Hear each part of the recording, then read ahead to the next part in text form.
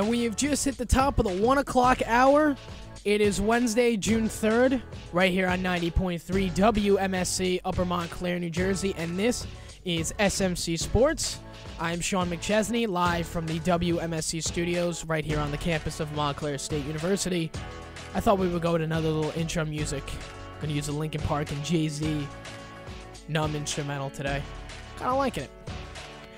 Anyways, a lot to get to today. We're going to start off with NBA Finals coverage. That'll happen tomorrow at 9 p.m. in Golden State. Golden State Warriors taking on the Cleveland Cavaliers. Cleveland in the finals, man. Very interesting. We're going to get to that in just a second.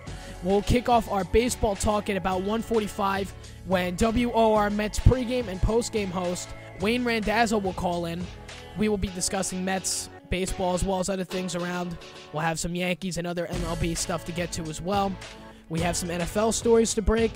I haven't really done much NFL on this show yet because not much going on here on June 3rd, but a few interesting stories broke that I would like to share. Then 3 o'clock, we'll have Nick Flaherty, the co-host of Stickin Sports, every Friday from 4 to 7 during the academic year. He will be in studio with me as we preview Stanley Cup Finals, and hopefully we will get Jeff McAdam on the phone as well, WKMJ Orlando news reporter and former Tampa Bay in-game reporter as well, Tampa Bay Lightning reporter, so hopefully we'll get him as well. But for now, we will be discussing NBA, and on the phone we have Sean Martin, the WMSC Sports media coordinator. Sean, you are once again now on SMC Sports. What's going on, my friend?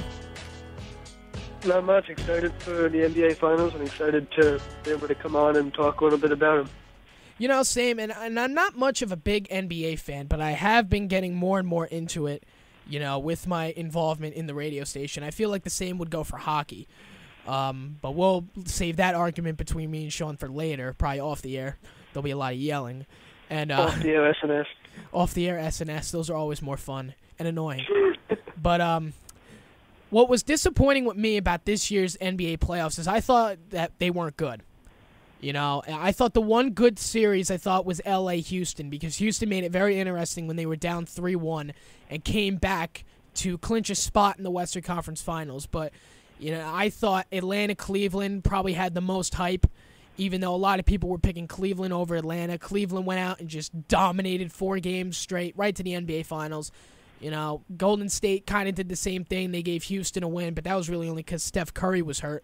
But I don't know about you, Sean, but I think we're in for a more exciting NBA Finals matchup. What do you think? Yeah, definitely. I think this is the matchup that, first of all, when the playoff bracket was set, not only did the fans want to see, but I think the NBA, you know, without admitting to it, would want to see Cleveland and Golden State in the final. The NBA is a league that can market its players probably better than anybody. They do it, you know, better than their teams at times. It's really a individual player-driven league, and there's a lot of fans that don't even necessarily follow entire teams. They'll just follow specific players and what they're doing, and you know you can get away with that because usually it's the top 2 or 3 players that are making an impact on the league and kind of controlling, you know, how things go with LeBron James, Steph Curry, and now we're going to get both of them going head-to-head in the finals. It's what, you know, a lot of people want to see, and really, it's from just a straight basketball, you know, X's and O's standpoint, which, you know, stuff I like to get into. It's also should be a very, very fun matchup. So, you know, it's what I wanted to see coming in. You know, the path getting there might not have been nearly as fun, like you said. You know, Golden State, I wanted to see them play the Clippers. The Clippers go and soak against the Rockets. And then you talk about Cleveland, there might not have been an easier path to the NBA Finals in history than beating a Boston Celtics team, you know, my Celtics team that, you know, they got lucky to make the playoffs, but weren't ready for Cleveland. You know, gave them a decent test in the 4 games that they lost. It wasn't, you know, an easy sweep by any means, but, you know, it was still a sweep. Move on to play, who did they play after that? Chicago. Chicago. Which was a series I didn't think they could win. Yeah, and Chicago, without Kevin Love, everyone was picking Chicago to get over that LeBron James hump, but they couldn't, and you know, and ultimately got Thibodeau fired for all the wrong reasons, which you know, I doubt we'll have time to get to. But they get past them, and then they sweep past an Atlanta team that was just done. They lost, you know, 2 of their best players, and they just, you know, you could tell that one was coming to an end in Game 1, and it ended in 4 games. So, you know, that year, you know, give them credit. They did what they had to do. Unimpressive or impressive, you know, however you want to make of that. But they're here against the Warriors and, ready to try to bring a championship back to Cleveland. Yeah, no question. And going back on your point in the Chicago series, I thought, and you're right, Boston did make it interesting, but they still got swept, even though it didn't come easy. But in the Boston series, Kevin Love hurt his shoulder. I thought that cost Cleveland the Eastern Conference Championship right there. I thought they had no shot in beating Chicago without him. But, Cleveland decided that they were going to prove everybody wrong. LeBron went off in that series. LeBron went off against Atlanta as well. And it's not even like it felt like Atlanta didn't even put up a fight. And after the season that they had, probably one of their best seasons in franchise history, to go out 4-0 against a team that a lot of people didn't even pick to be in the playoffs, let alone the NBA Finals now. It kind of, I wouldn't say a failure because I'm going to get in the same argument when I talk about the Rangers at 3. I would say more of a disappointment than a failure. So, just to go out like that is more of a disappointment, I feel, than a failure. Yeah, they had a great season, but you could kind of tell they were running into the end of the line when they met up with Cleveland. Nothing went right for them. They lost the first 2 games without Kyle Korver on their home floor. And then I believe, I forget, who was it, Bazemore that got injured after that. And, you're losing a couple of your best players. They had no answers for LeBron James.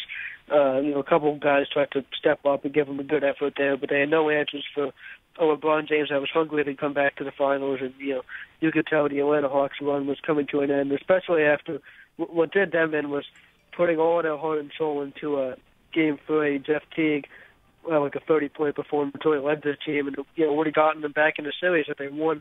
Would have been 2-1. So a valiant effort by Jeff Teague, and they still lost that game. And after that, not only are you exhausted because your best player just put his life on the line seemingly to try to get you that game, but you look up and now you're down 3-0. So after that, it was all but over, and it was over in the next game with the 4-0 sweep.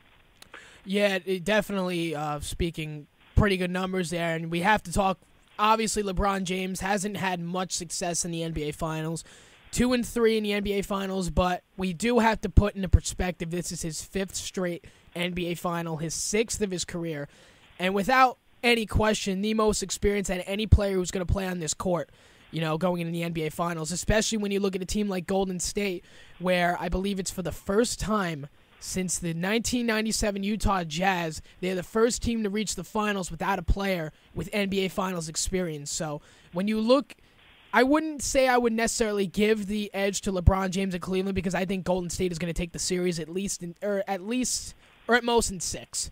I think Golden State is going to take the series. I think they're too strong, they're too fast, and they have too many more weapons for Cleveland to work with. But you take a look at the experience that LeBron has had in the finals, definitely gives him a little bit of an edge for himself. I definitely see him having a great series, but at the end of the day, I think Golden State's going to take it.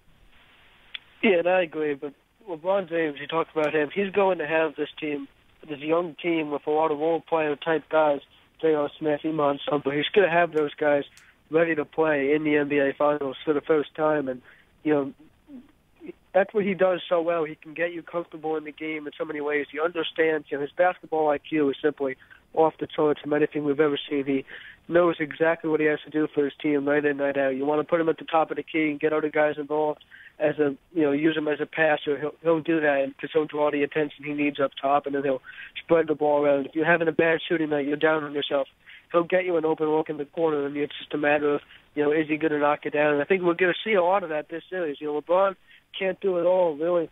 This Cleveland team, they don't have, all-star type players in the roster. They just have a lineup. They have players that fit with LeBron James. They have role players that can succeed with the lineup that you have out there with LeBron James. What we saw with James in Miami, he surrounded him with 3-point shooting, spread the floor, and never, let the other team double-team him. Cleveland has a lineup they can go to with that. They have, some big lineups they can go to with Tristan Thompson. So, they have a lot of different role players that are good to get minutes and good to get involved. It's a matter of, can LeBron James work them in, and then can they execute if the, J.R. Smith, if he takes a pass from LeBron James, is he going to be able to knock down big three after big three like we saw in these first couple rounds? Iman Shumpert, is he going to be able to be good on both ends of the floor like he has been in this playoff? That's something else who I'm sure LeBron and David Blatt and the entire Cavaliers fan base is hoping for. And, I think we could see it, but I think Golden State is still the more skilled and talented team, and in the end, will win the series. Yeah, no question, and we'll get more into it right after the break. We have to take a quick break. In the meantime, you're listening to SMC Sports here on 90.3 WMSC, and we'll be right back.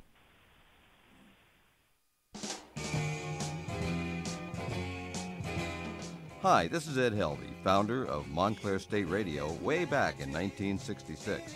And you're listening to 90.3 FM WMSC, Upper Montclair, New Jersey. Still the voice of Montclair State. Makes you feel happy like an old-time movie. I'll tell you about the magic and the free your soul, but it's like trying to tell us.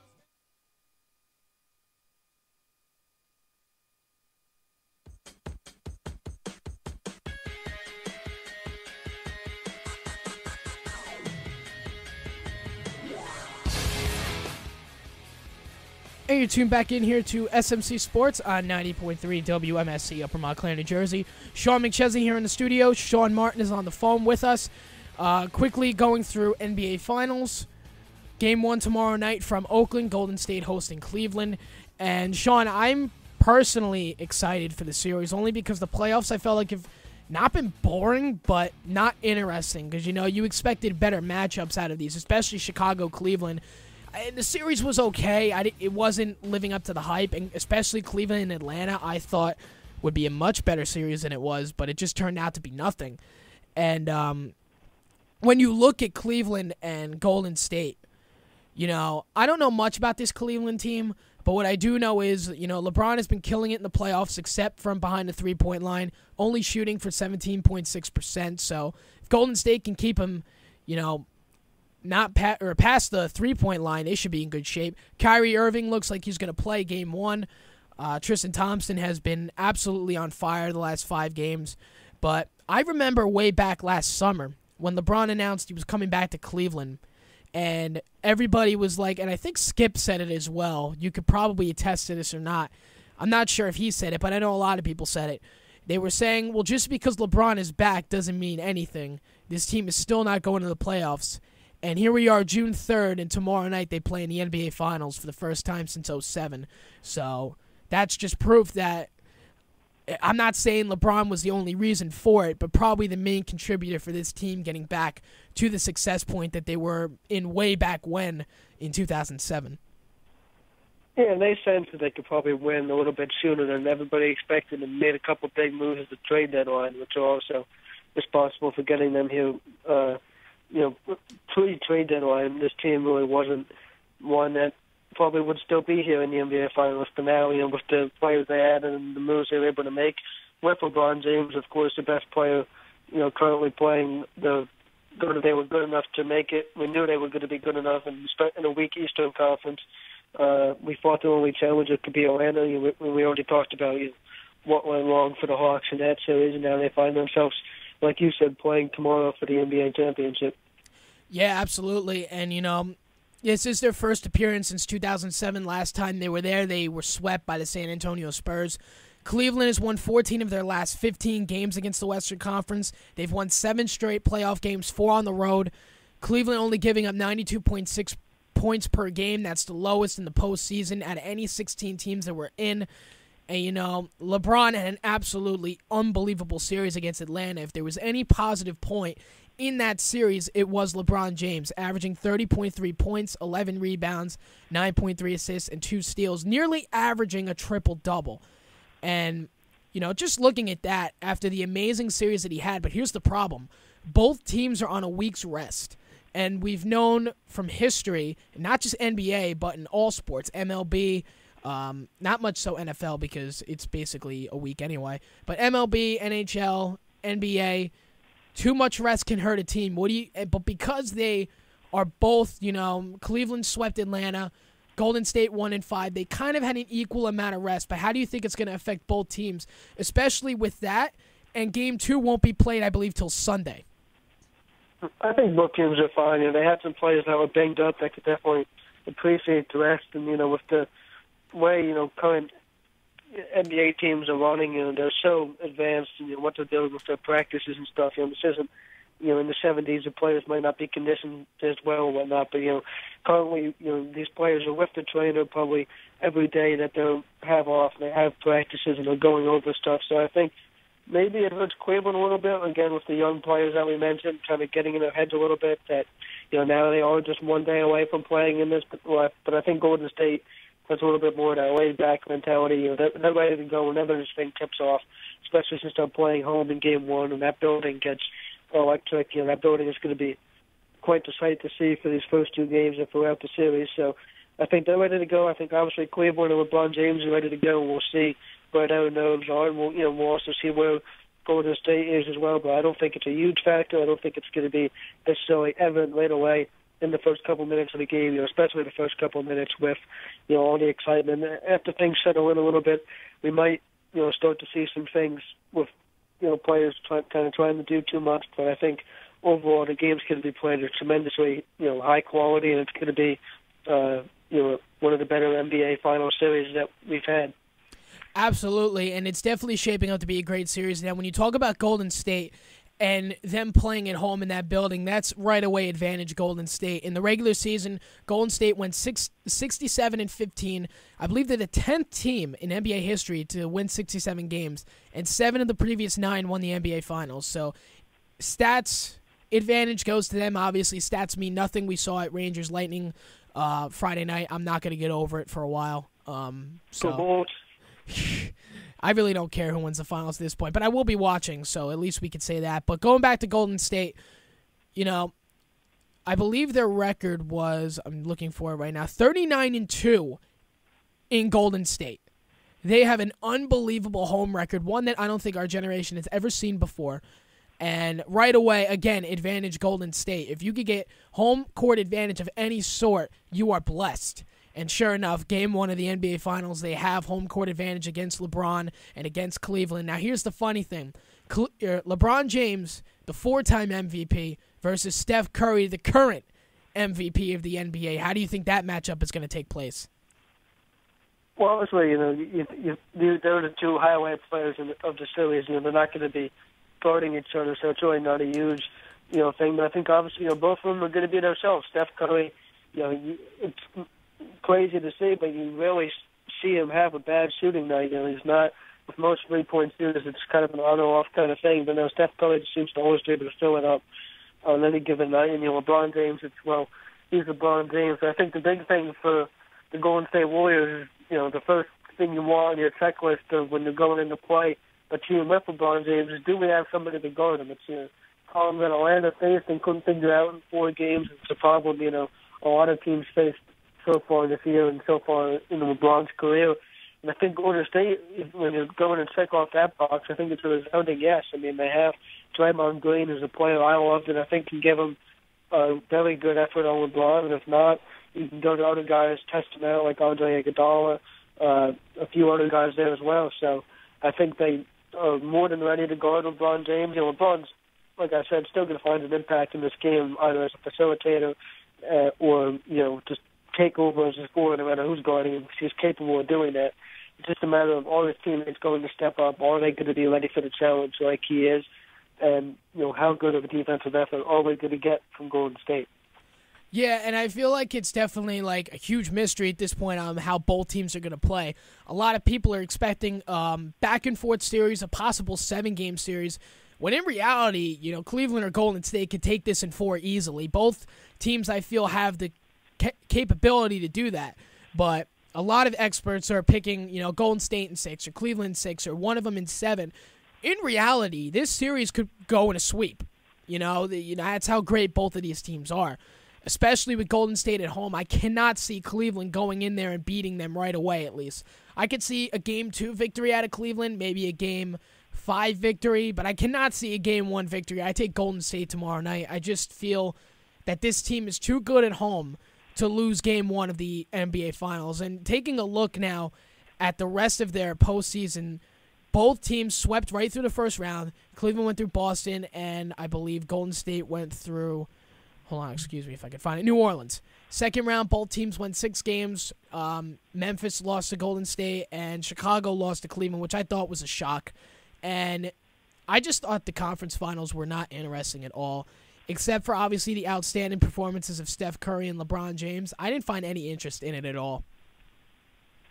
Yeah, they really, were great series to watch, and I knew, we weren't in for necessarily the best series when Houston came back to beat the Clippers, and Warriors would have been a fun series. It was something I wanted to see. In Houston, the team I was down on all season, really not a fan of the way this Rockets team is built, not a big fan of Coach McHale, not a big Dwight Howard fan. James Harden, he's, great if you like Carmelo Anthony and those kinds of guys. He's great if you want points, but he doesn't give you anything defensively. And he had that nightmare game for 11 or 14. I think it actually was 14 or so turnovers in the deciding game in that series. So, not a big fan of the Rockets. Knew they were going to be in for a tough test against Golden State, and they didn't, step up and do anything whatsoever in Atlanta. I thought we could see an interesting series, but the sweep by Cleveland surprised me, not really, especially with the injuries that the Hawks presented. And, sure enough, we got a long layoff into the finals, and really the two teams that the NBA can afford to have a long layoff with. If it was a reversal with Houston and Atlanta winning short series, which wouldn't happen, but if that indeed happened, and we're talking about a Rockets-Hawks final with a week off to talk about it, it wouldn't have been nearly as good. People would start to forget about it. But, no one's forgetting about this. It's almost been like the Super Bowl with the coverage leading up to it, getting ready for this. The excitement builds each day, and now we're just one day away between Golden State and Cleveland. It's been, like I said, way at the beginning, the matchup that everybody wants to see.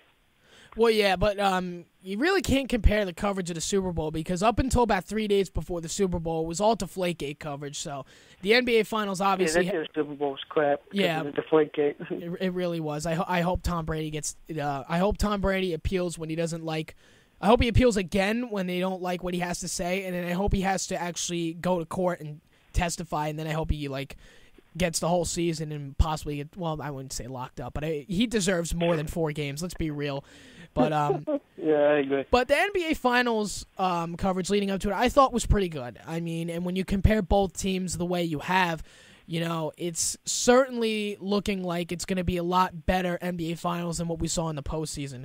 Guys, it's 30 minutes past the hour. We need to take a quick break here on SMC Sports. Coming up, me and Sean will wrap up NBA Finals coverage for another 15 minutes. We'll have Wayne Randazzo on at 1:45 to talk Mets baseball with me. You're listening to SMC Sports. We'll be back after this.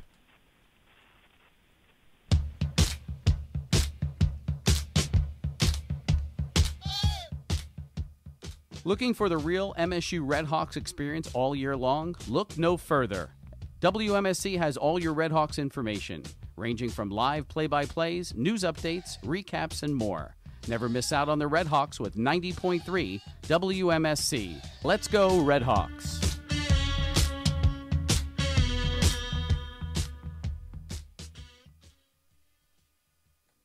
And you tune back in here to SMC Sports right here on 90.3 WMSC, Upper Montclair, New Jersey. Sean McChesney here. 30 minutes past the 1 o'clock hour. If you want to call in and join the conversation, the number is 973-655-4256. Again, the number 973-655-4256. Shout out to our engineers, Adam and Mike, for fixing the phone lines before because they were down. Thank you very much. Sean Martin back on the line with us. And, Sean, we kind of left off with the NBA Finals coverage that they had. And it was okay, I thought. But after the, I would say, awful postseason that the NBA has had, this NBA Finals better be good. Because I'm not a huge NBA fan to begin with. I'm getting a little more into it, especially when the playoffs start. That's just the kind of NBA fan I am. So I guess I'm not necessarily a bandwagon NBA fan because I don't root for anybody. And we can have that argument on hockey later when we go off the air. But looking at this NBA Finals going into tomorrow night, what are your expectations on the NBA Finals series? Well, I think, the NBA is in a good spot because I think this matchup can actually live up to some of the what you could call unrealistic expectations by some fans, some like you and some even worse as far as, not following the NBA too much. They're going to get a lot of people tuning into this. Yeah. Really haven't followed the NBA that much all year. They're going to get really a mixed crowd. You're going to get the diehard fans. You're going to get kind of, a lot of people like me who are in between, not huge NBA. They more into college and, other levels of basketball, but you can still appreciate the NBA game, especially with this matchup. So I think this matchup actually can live up to whatever the NBA kind of needs it to do, if that makes sense. Because no matter what happens every night, you're going to have LeBron James, Steph Curry on the floor. You're going to have teams that are capable of scoring a bunch of points, but also playing good defense. So I think whichever way this goes, I think they're going to find themselves in a good spot as long as we get a 6-7 game series, which I expect to have. Yeah, I see 6 and 7 easy for one of these teams. I personally think Golden State is going to take it, but I don't think it's going to come easy. I think Cleveland will have their advantages when they get home for games 3 and 4 and possibly 6. I feel like if Cleveland is down in Game 6, I feel like they'll be that type of team to push a Game 7. So don't take anything away from either of these two teams because both of these teams have a right to be in the finals. When I saw the bracket, I believe it was the playoffs started 2 months ago, which is another thing. Both NBA and NHL playoffs are long. Good 2 months, honestly. When I saw the bracket going in, my Final Four, I believe, was Golden State and Cleveland, along with Atlanta, and I think I had LA, so I was wrong on one. But that LA Golden State series would have been amazing. I feel like that would have been at least 6 or 7 easy, but I don't know necessarily what happened with the Clippers. They fell apart at the end, and Houston took advantage. Don't take anything away from Houston. James Harden had a great series in the second round and in the third round. It's just, Dwight Howard didn't necessarily have a great series, and, Houston going to the finals just wasn't meant to be. Yeah, it's almost mind-blowing looking back at the grand scheme of things now, how bad this Clippers stroke that they had against the Rockets being up 3-1 actually looks. When you look at the team that beat them, the performance that they put together against the Warriors, and now if the Warriors close it out and win the series, it's really just going to look really bad for the Clippers to say, we were a couple games away from being able to play the team that went on to win the finals in the Western Conference Finals, and deservingly, they should say that they're good enough to beat the Warriors because I thought they would have been, and I wanted to see that series like a lot of other fans, but they couldn't make it happen. You're right. You have to credit the Rockets to a certain extent for not laying down and dying, and unfortunately, that's kind of what they did against the Warriors. But at least against the Clippers, they rose to the occasion and did what they had to do, and came back in that series, got to the Western Conference Finals. Yeah, absolutely. You can't take anything away from these teams. All of them really deserve to be in the postseason, especially you got to tip your hats to Boston and Brooklyn, who made it in by the skin of their teeth at the very last minute. Basically, they went into the end of the regular season and needing an absolute miracle to clinch playoff berths, and they both did. So both of those teams, I felt, they didn't have great first rounds. Obviously, Boston got swept. I believe Brooklyn lost in 6. So it's definitely one of those things where, and this was a point that I brought up last night with a friend of mine, that the NHL Stanley Cup Finals, and I'm kind of getting off topic a little bit, is the hardest playoff bracket to play in. Anybody could win the Stanley Cup. It doesn't matter about rankings, but I feel in the NBA, you kind of write your story a little bit. Like, obviously the Final Four going in was Houston, Golden State, Cleveland, and Atlanta. 2 of those 4 teams were going to be in the NBA Finals, and everybody knew it. But in the NHL, they write such an amazing story. Like, who expected the Rangers to lose in the Eastern Conference Finals? I mean, not necessarily if they were playing Tampa Bay, but because it could have went either way that way. And especially in the Western Conference side, that's what I feel made the Stanley Cup playoffs so interesting to watch. It was excellent.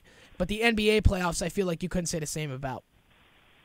Yeah, and the NHL playoffs, one of the best sporting events, that we have currently going in any sporting league in this country or really around the world, because of the reasons you said. You can think you have the best team. It really doesn't mean much. You still got to go out there and play. And in hockey, it's just so wide open. The Rangers stacked up to try to win it this year, but it's so hard to do that in hockey, and they still had to go 7 games against the Washington Capitals and then against Tampa Bay when Tampa Bay beat them, of course. So really, hockey, as an American sports league, fans like the whole anybody can beat anybody. That's a selling point that at least the U.S. fans like to see in sporting events. The whole the wide open sense of it was, some other people might favor the whole, I want to see this team be able to dominate through the bracket, and that's a little bit of what we've gotten so far in the NBA. So, there are fans that like that.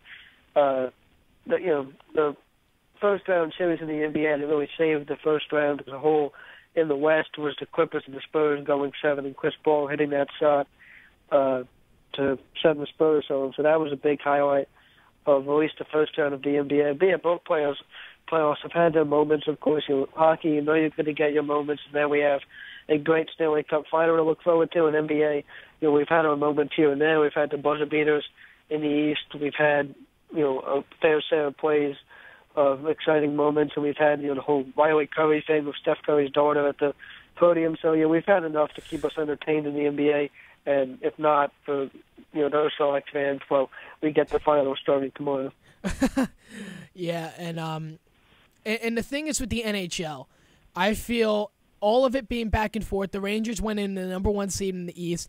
Anaheim went in the number 1 seed in the West. And guess what? Neither of those two teams are playing in the Stanley Cup Finals this year. And I feel like that's what sells ratings, that's what sells tickets, and that's what has people tuned in, and especially tuned in for tonight. The NBA Finals, I feel like they have to do something else to get everybody tuned in, because I didn't think the playoffs were that great. Yes, they did have their moments with those buzzer beaters in the East with Chicago and Cleveland. And don't get me wrong, the first 2 games of the Western Conference Finals between Golden State and Houston were nail-biting. I believe the second game was, 98 or 99-98 Golden State. They had a really good couple of games. It's just, it's not what you expected out of a conference final. When you look on the other side in the NHL, they had an absolutely dominant and excellent postseason and a very great leading towards the Stanley Cup Finals tonight. Yeah, the next thing the NHL needs to do as far as growing as a league, which is something, the NBA has kind of already done, is they need to sell to the fans that have followed just the playoffs that during the regular season there are games that are just as good. And, I don't know why it's been such a hard selling point for the NHL, but, it's something they've struggled with. You get so many fans that say, playoff hockey is great. I'm in this group as well. I'll admit it. Playoff hockey is great. I can't wait to watch playoff hockey. Well, there's playoff level hockey every night in the regular season of the NHL, out there to watch. And that's something they've struggled to sell. People just don't want to watch a lot of regular season hockey, at least, a good amount of people. There's plenty of regular season NHL fans. And then they come into the playoffs and start watching it, whereas basketball is really something that people don't follow the regular season. The NBA doesn't seem to care as much because they know they're going to get such good ratings for every round of the playoffs, as opposed to the NHL where it kind of peaks and then dies down a little bit, peaks and dies down, and kind of goes in swells like that they can handle. Yeah, no question. And just for everybody's sake, I hope it is an interesting NBA Finals because, I've said it before, I'm not a big NBA fan. I know you aren't either. We're more college basketball guys, more you than me, but it's the fact that you have the top 2 teams in the NBA right now going at it in the finals. I honestly would put Cleveland over Atlanta for a few reasons. One, mainly with Atlanta's injuries going into the playoffs and then going into the Eastern Conference Finals. I didn't think they didn't have a shot, but I didn't think they were going to win the series. I didn't think they were going to get dominated as much as they did, losing 4 straight to Cleveland. And right away, when I knew they lost those first 2 at home, I knew it was over. I knew Cleveland was going to win the Eastern Conference, and that was about it. But now we look forward to tomorrow night in Oakland, how this series is going to play out. Steph Curry is the 31st ever MVP to win the MVP and go to the NBA Finals in the same season. Golden State is the 10th team in NBA history to win 67 games, and 7 of the previous 9 have won the NBA Finals. And this is the first time Golden State will be in the NBA Finals in 40 years. So that drought is officially over. Cleveland hasn't been in it in about 8. So, Sean, before I let you go, your predictions on the NBA Finals. I'm going to go with the Warriors in 7. I think, these teams are great. I think, first of all, I want to see a 7-game series, so that's part of the reason I'm going to pick it. But, I think the Warriors are so good at home, I won't be surprised if they took, both games against LeBron James and the Cavs in these first 2. But I think, if they do indeed take the first 2, it's going to kind of hurt them a little bit in the long stretch of things because you're going to go back to Cleveland to face a fired-up, angry Cavaliers team. I think Cleveland could easily take both those games, or at least one of them. Golden State would be up 3-1. Then Cleveland would have to come into Golden State and win in Game 5, go back to Cleveland, and probably take that game as well, and then go to Golden State before the Warriors close it back out. That's just one way that the path could go. But I think either way, we're looking at a 7-game series. The shortest I'm going to go with 6, with the Warriors still winning, but I just think the Warriors, they have an answer for LeBron James. I think they're going to find it. I think Steph Curry and their offense is going to be able to carry them there, and I think they're going to be able to force some of these inexperienced Cavaliers players into some turnovers. And we know one thing: if you turn the ball over against the Warriors, they're going to put some points on the board against you and be off to the races. So I like the Warriors in this series a lot. The Cavs are going to put up a pretty good fight at times, but in the end, the Warriors are going to win this series in 6 or 7 games. I'll go with 7, just because I think LeBron James is good enough to make it last that long, and because, let's face it, Game 7 Golden State is something we all want to see. Yeah. And, Sean, for the first time ever, I have to agree with you 100%. I see Warriors in 6 or 7 as well. I feel like Cleveland is good enough to win on their home court, especially if they're in an elimination situation going into Game 6. And you could say the same for Golden State. They're a great road team. They're an absolute amazing home team. But you can't take away the success on the road either. I don't think Cleveland has the weapons that Golden State does. And even though Golden State has no NBA Finals experience, they've got Steph Curry, they've got Klay Thompson, they've got all those guys. Klay Thompson cleared to play, by the way.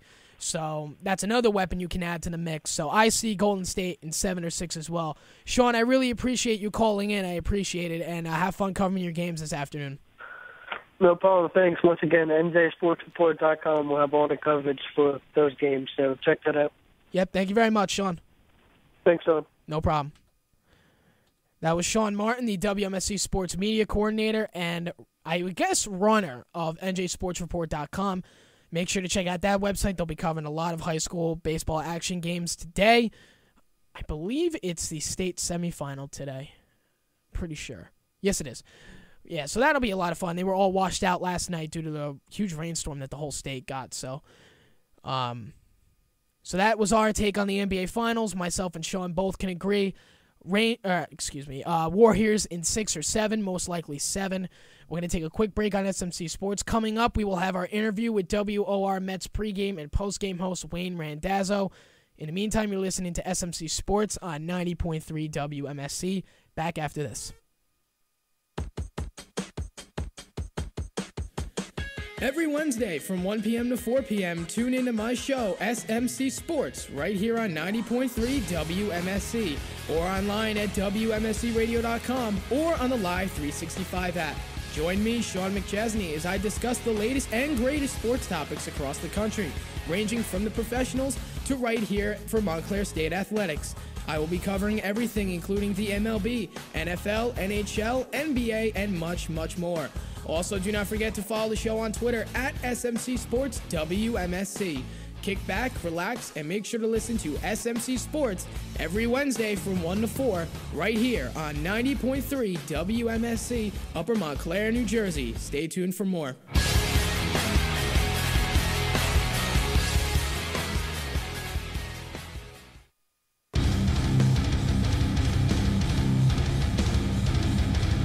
Hey, it's Jesse Leach from Kill Switch Engage, and you're listening to 90.3 WMSC, Upper Montclair.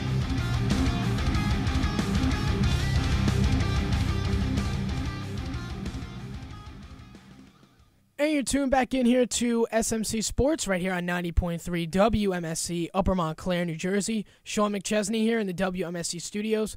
And I would say right about now I'm about to have my biggest interview on my show, and it's only my 3rd edition. Now on the phone, WOR pregame and postgame host of the New York Mets, Wayne Randazzo. Wayne, you're on SMC Sports. What's going on? How you doing? Good. Thank you so much for agreeing to the interview. I really appreciate it. Yeah, no problem, Andrew. All right. And so just to start, this is your first year with WOR.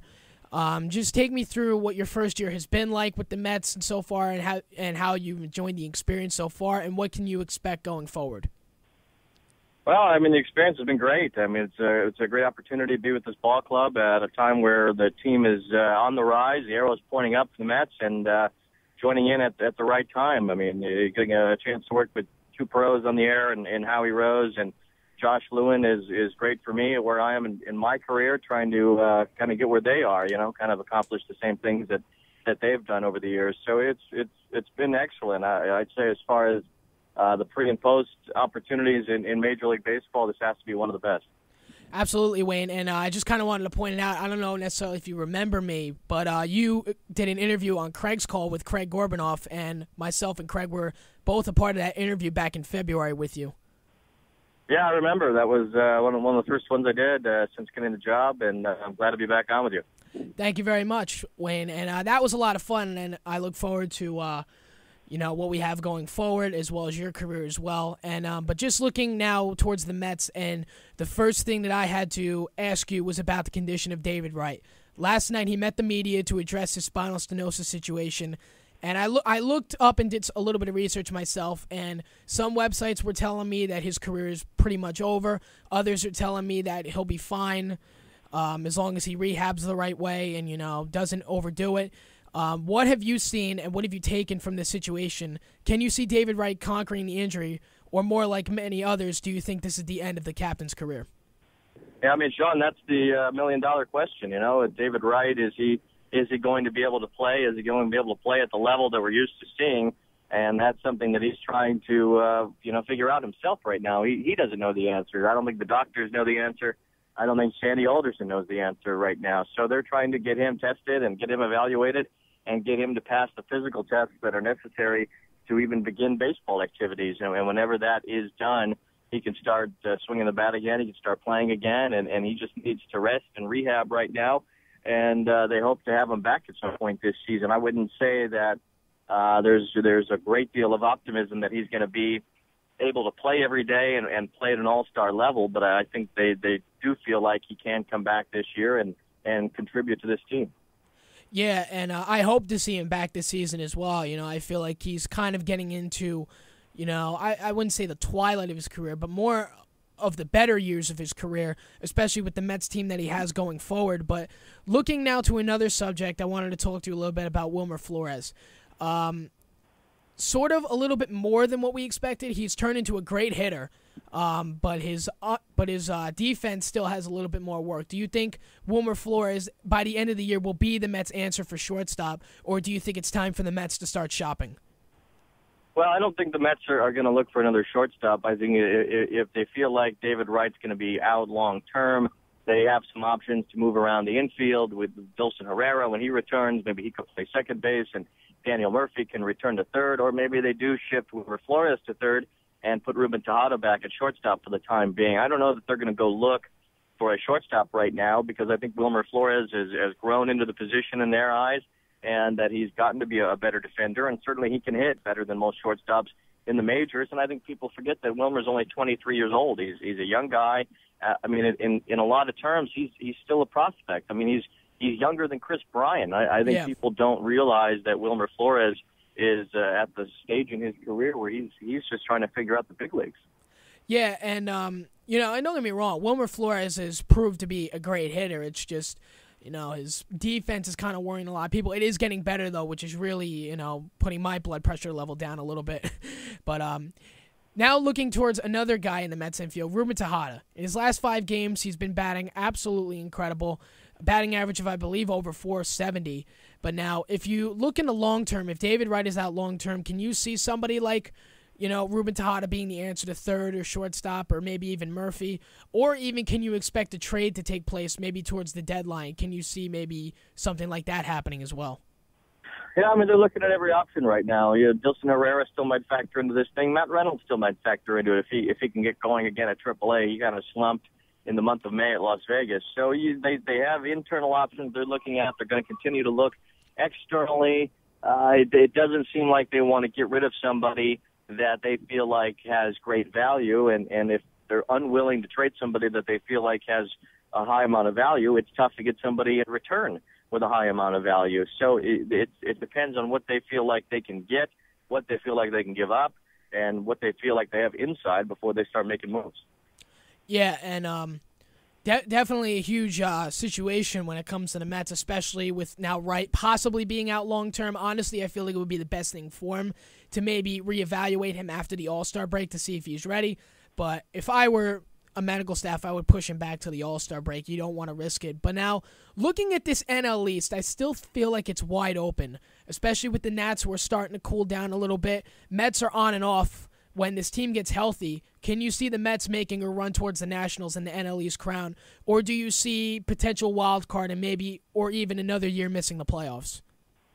Well, I mean, any of those options could happen. It's a long season. A lot of things can happen. There's 110, 109 games left. So you all of those things are on the table for this Mets team, and it depends on how they play. I mean, they control their own destiny right now. They can go out there and they can win, 50 of the next 80 and put themselves right in a position for the final week and a half of the season, a couple of weeks of the season, to be in the running to win the National League East. Or maybe they'll just win some, lose some, and kind of just trek along to be a team that does challenge for a wild card. Or maybe they'll collapse altogether. You don't really know because that's how this game is. You got to play it through, see what happens. I think if they stay healthy, get healthier, and get everybody back, there's no reason why this team shouldn't challenge for a playoff spot, whether that's Washington. I mean, that depends. Washington won 96 games last year. If they go back to that type of play, they're going to be hard to catch. But if they stay around 88 to 92 wins, well, then the Mets could be a factor in the NL East. Yeah, it's definitely a possibility, but like you said, if the Nationals go off the run that they did last year, I feel like there's no shot for the Mets to win the East. I still think there's a possibility for the wild card with the way they've been playing. But tonight, Dylan G returns to the mound. First time, I believe it was since a few weeks ago, and which means tonight is the beginning of the six-man rotation. What is your opinion on the six-man rotation, and do you think it's going to help, or do you think it's going to decline the pitcher's status in the Mets rotation? Well, I mean, it's tough to say because if you have a bad start. Noah Syndergaard had a rough start last night. Obviously, it was on proper rest. He gave up 7 runs on 10 hits. Well, if Jacob deGrom goes out his next time and gives up 7 runs, is it because he just had a bad night, or is it because he had the extra rest? I mean, that's something that you have to really kind of wait and see. It's going to take 3 or 4 turns around the rotation before you realize if this thing is working or not. What it will do is extend these pitchers over the course of a full season. You want to have Matt Harvey available for September and October. DeGrom, Syndergaard, all the Steven Matz too. Steven Matz is a part of this. He's been so good at AAA. He should be in the major leagues. There's no room for him right now. Yeah. And when he does come up, he's going to have to fit into the six-man rotation, and he's going to have to log innings and get through a full season too. So you have to think about all of these pitchers, your playoff hopes, and the fact that you need to make sure these guys are ready and healthy for that time of year. If you let them go every 5 days, one of 2 things has to happen. Either you're going to shut them down in early September like the Nationals did with Strasburg a few years ago, or you're going to have to shut them down for a few weeks at a time during the season. So they feel like this is the lesser of all evils, and this is what they're going to do, at least for the time being. Yeah, and while you guys are on the West Coast, you finish up in San Diego tonight at 9 o'clock. I believe WR pregame is at 8 p.m., correct? 8:30. 8:30, okay. So I'm a big believer in momentum builders, and we finish up San Diego tonight, Arizona 4 games starting tomorrow, and then a home series with San Francisco Giants, who has been playing extremely well baseball lately, and then a weekend series with Atlanta, which I will be in attendance for. But just going off your opinion, how important are these next few series for the Mets for them to gain a little bit of momentum in the NL East? Sean, I'll tell you one thing about momentum. It doesn't exist from day to day. When the new day starts, it's a new day. We saw a great example of it this week here in San Diego. Jacob deGrom throws a 2-hit shutout through 8 innings. The Mets romp the Padres, no problem, 7-0, and the next night they lose 7-2. There is no momentum from day to day in baseball. There is momentum within a game. If you get a couple of runs and you're ahead and you fall behind and then you come back later, all of a sudden the momentum has changed. That is a possibility within a game. I don't think it exists from day to day, and certainly doesn't exist from series to series. These guys have to go about their business on a daily basis the same way. They have to come to the ballpark, and you saw when they started losing a bunch in May, they kept saying that. We have to just focus on the next day and keep our approach, and that's true in the game of baseball. Whether you're winning 11 in a row or losing 8 in a row, you can't change things. You have to come with the same mentality because the next day is a different day, and the next series is a different series. That being said, every series is important. If you win 2 games out of 3, you end up with 108 wins for the season. So if you can continue to win series, you're going to have as much success as possible. So, yes, the Diamondbacks next, the Mets would like to win that series. They go back home, and they play some teams that are going to be a little tougher. San Francisco is going to come into town for that first series after the off day, but you have these series in front of you, and you do expect to win them. And the pitching for the Mets makes them feel that they can beat anybody and win any series. Yeah, and we've just hit the top of the hour here. You're listening to 90.3 WMSC, Upper Montclair, New Jersey. Sean McChesney here on SMC Sports. We're talking with WOR Mets pregame and postgame host Wayne Randazzo. And Wayne, before I let you go, I need to ask you about the 6-man rotation again. I feel like, and I heard it's going to run through August at least. And then it might go back to 5. They might stay with 6. But can you see maybe something like John Neese or Dylan G being sent to the bullpen if they're not performing well? I know John Neese is 1-5 in his last 7 starts. Can you see Neese possibly being moved to the bullpen at some point this season? I mean, September things tend to change based on the fact that you're in the pennant race or not in the pennant race. Things always change in September. So you never know. September can kind of take on a playoff-type atmosphere for a team that's in the race. And at that point, things could develop into a 5-man rotation. You might see those guys go to the bullpen. You never know. I mean, somebody might land on the disabled list, and you might need to see Mats come up and join a 6-man rotation. They feel like things will shake themselves out, and this is just a way to prolong everybody's season, really, when you think about a 6-man rotation. So they feel like this is the way to go. In September, could things change? Could somebody go to the bullpen? Sure. Could they make a move and trade one of these starting pitchers by the end of July? Sure, they could. And if they're in the running for October, then you have to think about a playoff rotation and have some long relievers that have long starter innings available. So there's a lot to be had here. And the good thing is that it's June 3rd. The Mets are only a half a game out of first place, and all of these things are important to them this year because they should be a team that 3 months from now, going into September, has a legitimate shot to be in the postseason. Yeah, I feel like the Mets definitely do have that shot at the postseason this year, something that Mets fans have not been able to say in the last maybe 5 or 6 years. Wayne, thank you so much for calling in and giving us your insight. I really appreciate it. All right, Sean, no problem. Thank you very much, Wayne. Okay. That was Wayne Randazzo, WOR Mets pregame and postgame host for Mets baseball. You want to listen to his stuff tonight? It's 8:30 Eastern Time on WOR 710 Radio for Mets pregame. First pitch is at 9 o'clock on WOR. Howie Rose, I would assume, has the call. And on SNY as well. We are going to take a quick break here on SMC Sports. So we just had an interview with Wayne Randazzo. Coming up later in the hour, we'll be discussing more MLB and a little bit of NFL. Not much in the NFL, but there are some stuff that should be addressed. And then the 3 to 4 o'clock hour will be Stanley Cup Finals. Nick Flaherty will be in studio with me. And hopefully Jeff McAdam from Orlando, Florida, news reporter and former Tampa Bay Lightning reporter will be on the phone with us. So you're listening to SMC Sports, and we will be right back.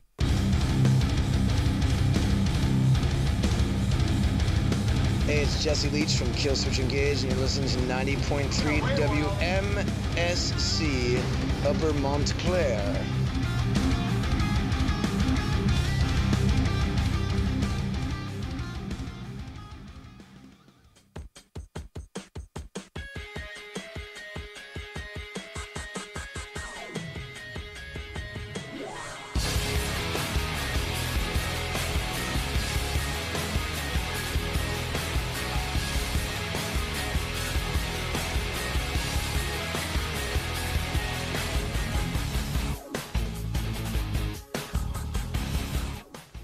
You're tuned back in here to SMC Sports right here on 90.3 WMSC in Upper Montclair, New Jersey. Sean McChesney here in the WMSC studios.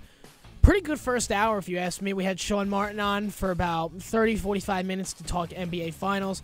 We just got off the phone with WOR Mets pregame, postgame host Wayne Randazzo. Great interview that will most likely be on my SoundCloud by the end of tonight and on YouTube as well. Kind of previewing what we have later in the show. Just got a message from Jeff McAdam. He will be on the show at the top of the 3 o'clock hour along with Nick Flaherty. So WKMJ Orlando news reporter / former Tampa Bay in-game reporter for Bay News 9, Jeff McAdam, will be on the show at 3 o'clock, at the top of the 3 o'clock hour, to discuss the Stanley Cup Finals. So, along with that, Nick Flaherty will be in the studio as well. He is the co-host of Stickin Sports, and that show is hosted by Brian Goudsworth every Friday from 4 to 7 p.m. during the academic year here at Montclair State University. So we have a lot of interesting things coming on within the next 2 hours. Really excited for this NHL hour at 3 o'clock too. But for now, we'll continue a little bit with our baseball stuff. And we'll jump ship a little bit from the Mets to the Yankees, because the Yankees, I feel, have been doing just as, not as poorly, but as on and off as the Mets have been. Yankees got a big win yesterday in Seattle, 5-3, although CC, proving that he's still not pitching well, he gave up 9 hits in 5 2/3, continues to struggle. He has a 2-7 record and a 5.45 ERA. CC is continuing to struggle with this Yankees team right now, but Yankees won the game in 11 innings. Andrew Miller got the save last night. Wilson with the win, 2-0. Wilhelmsen with the loss, he's now 1-1. Previewing what's going on a little later today, Eastern Standard Time at least, the Yankees will face the Mariners in Seattle at 3:40 p.m. Masahiro Tanaka returns to the mound today, his first start since April 23rd in Detroit. He has a record of 2-1 and a 3.22 ERA. On the Seattle side, it's Taijuan Walker. He's 2-5 with a 6.18 ERA. Looking at this Yankees team, their record in their last 21 games is 8-13. They've lost 13 of their last 21 games. The AL East is one of the more weaker divisions in baseball, if you ask me right now. Yankees are 28-25, and they have a 1-game lead over Tampa Bay for first in the AL East. Their last place team is Boston, and they're not out of it yet either. This division is open for anybody. And what's funny is, and you could take this from the NHL as well, who cares if you win the division with 83 or 84 wins? Because come the playoffs, that means absolutely nothing. Take the Washington Nationals last year, for example. Like Wayne just said, they won 96 games last year. They were the best team in the National League. They host the San Francisco Giants, who won the wild card game against Pittsburgh. A series that a lot of people thought Washington was going to take. And based off experience, where San Francisco won the World Series 2 of the last, or every other year, you would say they won in 2010, they won in 2012, and then they won in 2014 last year. So you look at a San Francisco team who barely got into the playoffs, just got by Pittsburgh in the wild card game, and they came in and embarrassed Washington, beat them 4 games in the division series. San Francisco comes in again and plays another division winner in the St. Louis Cardinals, another very experienced team in the playoffs, and a very good team on record, winning the NL Central as well. And again, in 5 games, San Francisco wins the pennant. And just like that, San Francisco's in the World Series. And then on the American League side, the Kansas City Royals beat a very experienced Detroit team, a Detroit team that was very good on record. And then they beat a Baltimore team who was, they beat Anaheim. Baltimore was the one who beat Detroit. My apologies. Anaheim, the best record in the American League, they beat them 3 straight. Baltimore, I think it was the second best record. They won the AL East by I don't know how many games, beat them 4 straight. And then, bam, you have the National League wildcard team and the American League wildcard team in the World Series, just like that. The point is, this AL East is open to anybody right now. It's open to the Yankees, who are currently leading. It's opening to Tampa Bay. It is open to Toronto. It's open to Baltimore. And it's even open to Boston, a team that you know is going to get better as the years go on. You can't really say the same about Tampa. You really can't say the same about Toronto, who has been awful in recent years. You could say the same about Baltimore, but Boston is the one team on the rise right now that everybody has to be worried about. Maybe not this year, but maybe the year after or 2 years away from now. Boston is going to be a team that could be back in the World Series, I personally believe.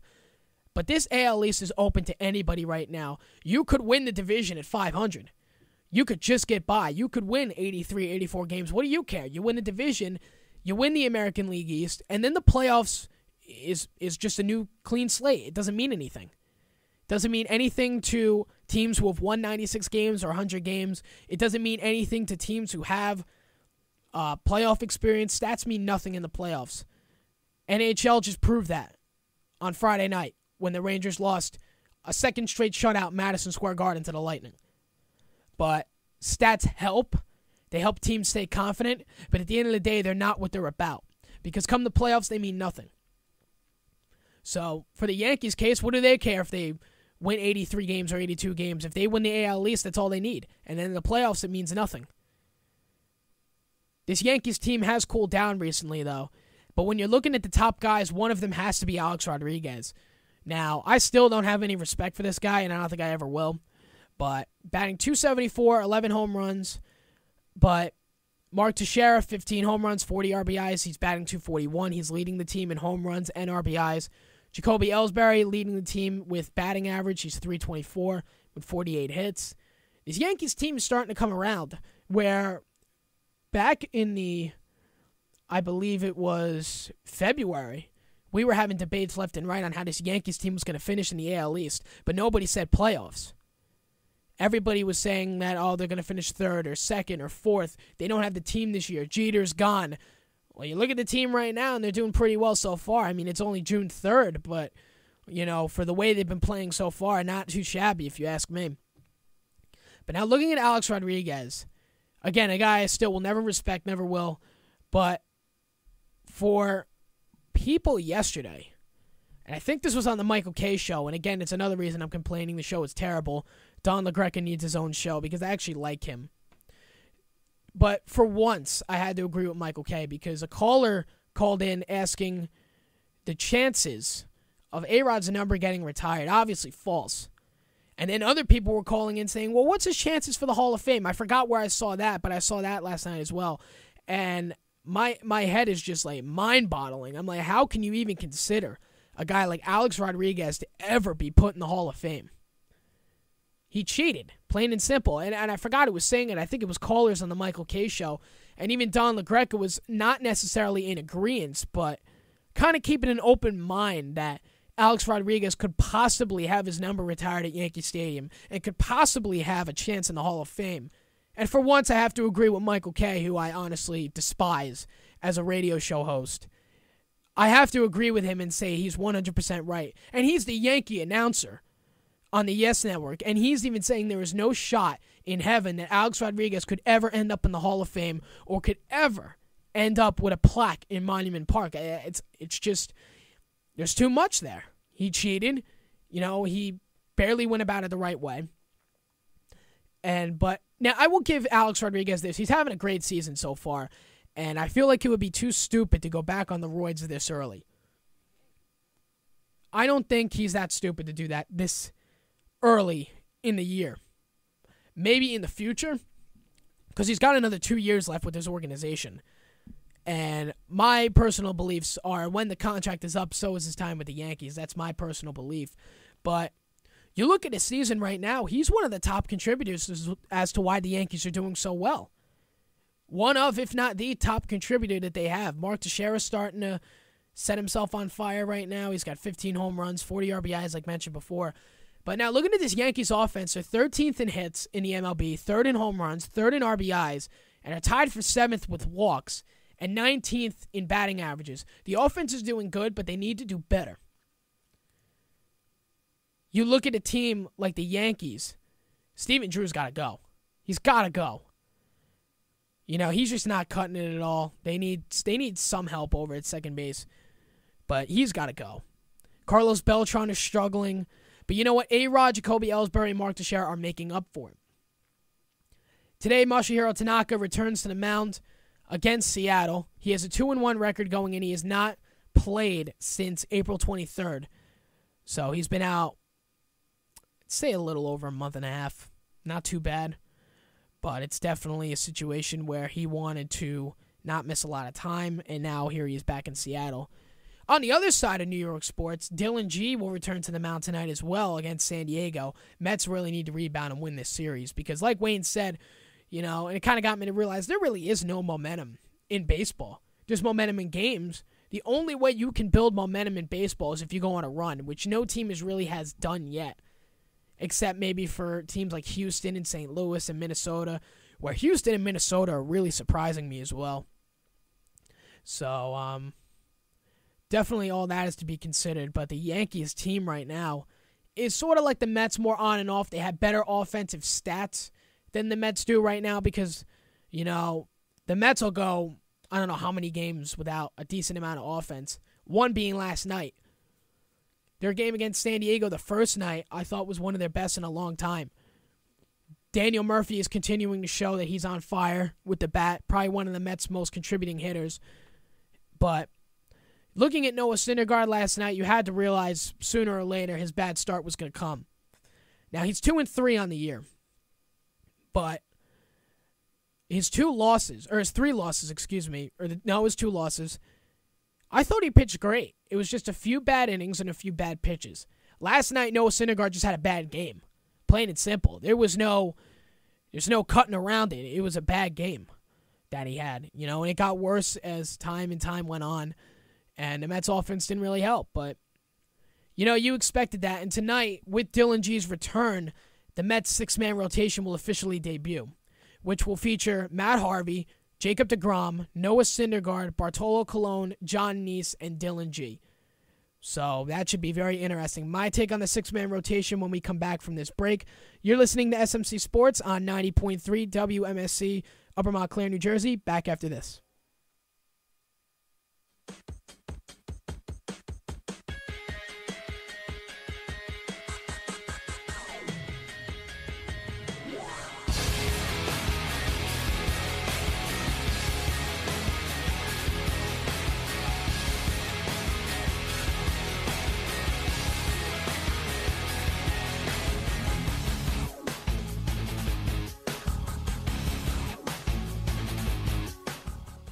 Do you make music? Are you in a band? Or maybe you're a solo artist? Do you want more exposure? Look no further.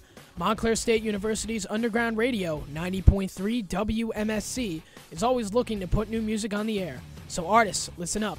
If you would like to send your music to WMSC, you can send a digital copy to music@WMSCradio.com. Keep in mind that music with offensive language or content will be subjected to FCC regulations and censored if needed. Questions? Call the request line 973-655-4256.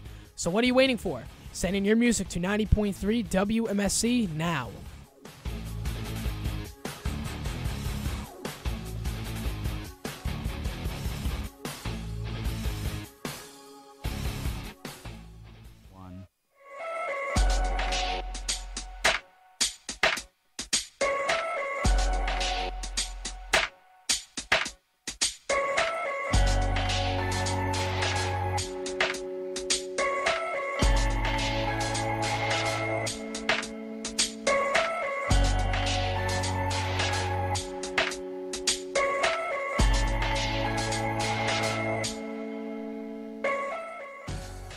You're tuned back in here to SMC Sports right here on 90.3 WMSC in Upper Montclair, New Jersey. Sean McChesney here in the WMSC studios right here on the campus of Montclair State University. So, about an hour and a half into the show, and we've done a lot of things so far. We previewed NBA Finals. I had Sean Martin, the WMSC sports media coordinator, on the phone with me. We did NBA Finals for about 45 minutes. After that, we had WOR Mets pregame and postgame host Wayne Randazzo on the show with us. He gave us some great insight on this Mets team and where he thinks it is going. We just did a little bit of Yankees just to wrap that up. The Yankees right now holding a very tight lead in the AL East. And pretty much that AL East belongs to anybody at this point. I feel like it's one of the more weaker divisions in baseball, where anybody could win it at any time. I expect that division to come down to the last week of the regular season, and honestly, I feel a lot of people also do as well. Now we'll get a little bit more into Mets, because tonight is a very interesting night for the New York Mets. Tonight, the New York Mets debut their 6-man rotation. A lot of pitchers aren't really a fan of it. I personally am, because I feel like this is where Terry Collins is going to find his 6, or 5 maybe for that matter. Like I addressed John Neese with Wayne Randazzo a little bit. I don't think he's the answer in the rotation, and I'll explain a little bit why later. But looking at this Mets rotation right now, again, the guys in the 6-man rotation are Matt Harvey, Bartolo Colon, Jacob deGrom, Noah Syndergaard, John Neese, and Dylan G. I feel, and they said it's going to run through August. It could end there, or it could keep going into the postseason. But if they make it to the postseason, But I feel this is a test for Terry Collins to find his true five. If I had to pick, Matt Harvey, Bartolo Colon, Noah Syndergaard, Jacob deGrom, Dylan G, get John Neese out. And I'll explain why in a minute. But just to kind of preview what's going on tonight, the Mets go into San Diego trying to win the series 2-3 with a 29-24 record. They're currently second in the NL East. Last night didn't go so well for Noah Syndergaard as he lost 7-2 against the Padres. Ian Kennedy picked up the win. He's now 3-5 on the year. Today's game will start in San Diego at 9:10 p.m. Pregame on WOR at 8:30 p.m. Pregame on SNY at 8. Dylan G returns to the mound tonight. He's 0-2 with a 3.86 ERA. James Shields will go for San Diego 6-0 with a 3.69 ERA. Excuse me. Both pitchers kind of similar in earned runs, but James Shields absolutely dominating so far. 6-0, not bad. But now looking at the Mets' record in the last 22 games, and I did this because I wanted to compare the Mets with the Yankees a little bit. They're kind of off in the same spots right now. Mets are 8-14 and have lost 14 of their last 22. So kind of around where the same where the Yankees are. And if the Nats were to run away with this division right now, I would say we'd be done. But the Nationals have started to cool off. Steven Strasburg necessarily isn't 100%. Washington has a half-game lead on the Mets right now. Atlanta's 3 behind. Miami is 8.5 behind, and Philly's 9.5 behind. So I would say Miami and Philly are pretty much done for because I don't like the decision that Miami made to hire Dan Jennings. I've been saying it for 2 weeks. I don't like the decision at all. Philly is pretty much done. They're done for. They have nothing going for them. I'm not even going to bring them up. But Atlanta, New York, and Washington both have chances to win this division. Atlanta currently is 500. The Mets are playing on and off baseball, and Washington is playing on and off baseball. I wouldn't compare it to the AL East in a sense because in the AL East, I feel any team has a shot at winning the division. And by the way, if you want to get involved in the conversation right now, the number to call, 973-655-4256. The number is 973-655-4256. Want to shoot me a tweet? Shoot one at my show account, at SMC Sports, WMSC, at my personal account, at SM McChesney. A lot of cool things I'm doing with SMC Sports. I'll be posting every interview to SoundCloud as well as my YouTube channel, SMC Sports. I just made that. And I will also be posting this entire show to my YouTube channel later tonight as well. So if you missed the show, it'll be on YouTube later. You can all catch it out there. So back to the NL East. I don't think it's as weak as the AL East because Boston's in last right now in the AL East. And I feel anybody still has a shot to win that division. Boston has a shot. But looking in the NL East, Washington, New York, and Atlanta right now are the top 3. I feel either of those 2 teams, more Washington and New York, have the shot at the NL East crown. I feel if the Mets play the baseball that they're playing right now for the rest of the season, the Mets could squeeze out 85, 86 wins, make a wild card run, maybe an NL East championship round a little bit. But it's definitely something along the lines where the Mets have a shot at the playoffs this year, and it's sitting at them in the face, and they can't see it. They're playing on and off baseball to the point where it's sickening how you can go out and split a 4-game series with the best National League team in baseball in St. Louis. You get swept by Pittsburgh, who I'm not giving them any doubt. They had an unbelievable series, and ever since then, their pitching has been outstanding. Then you sweep a Philadelphia team, and then you come out and lose 2 out of 3 in Miami. This team is so on and off. They're bipolar. It's just the type of play that's simply just on and off. What are you going to do? And part of the problem, I feel, is the non-consistency of the offense. The Mets' offense this year is 27th in hits, 19th in home runs, 22nd in RBIs, and 23rd in runs scored, which means they're not bringing any guys in. They're not. And another part of the problem, I feel, is some of the pitching, not all of it. And now I'll get into why I feel John Neese should leave the rotation. He's 1-5 in his last 7 starts. He has a 5.77 ERA. He has the ball Friday night against Arizona. But how many chances is Neese going to get? In his career with the Mets, he's 55-56, a 3.90 ERA. Somewhat okay. But he's been with this team, I believe, 8 years. Yes, 8 years. And, hold Hold on one second. He's been with the team 8 years. How many chances is this guy going to get?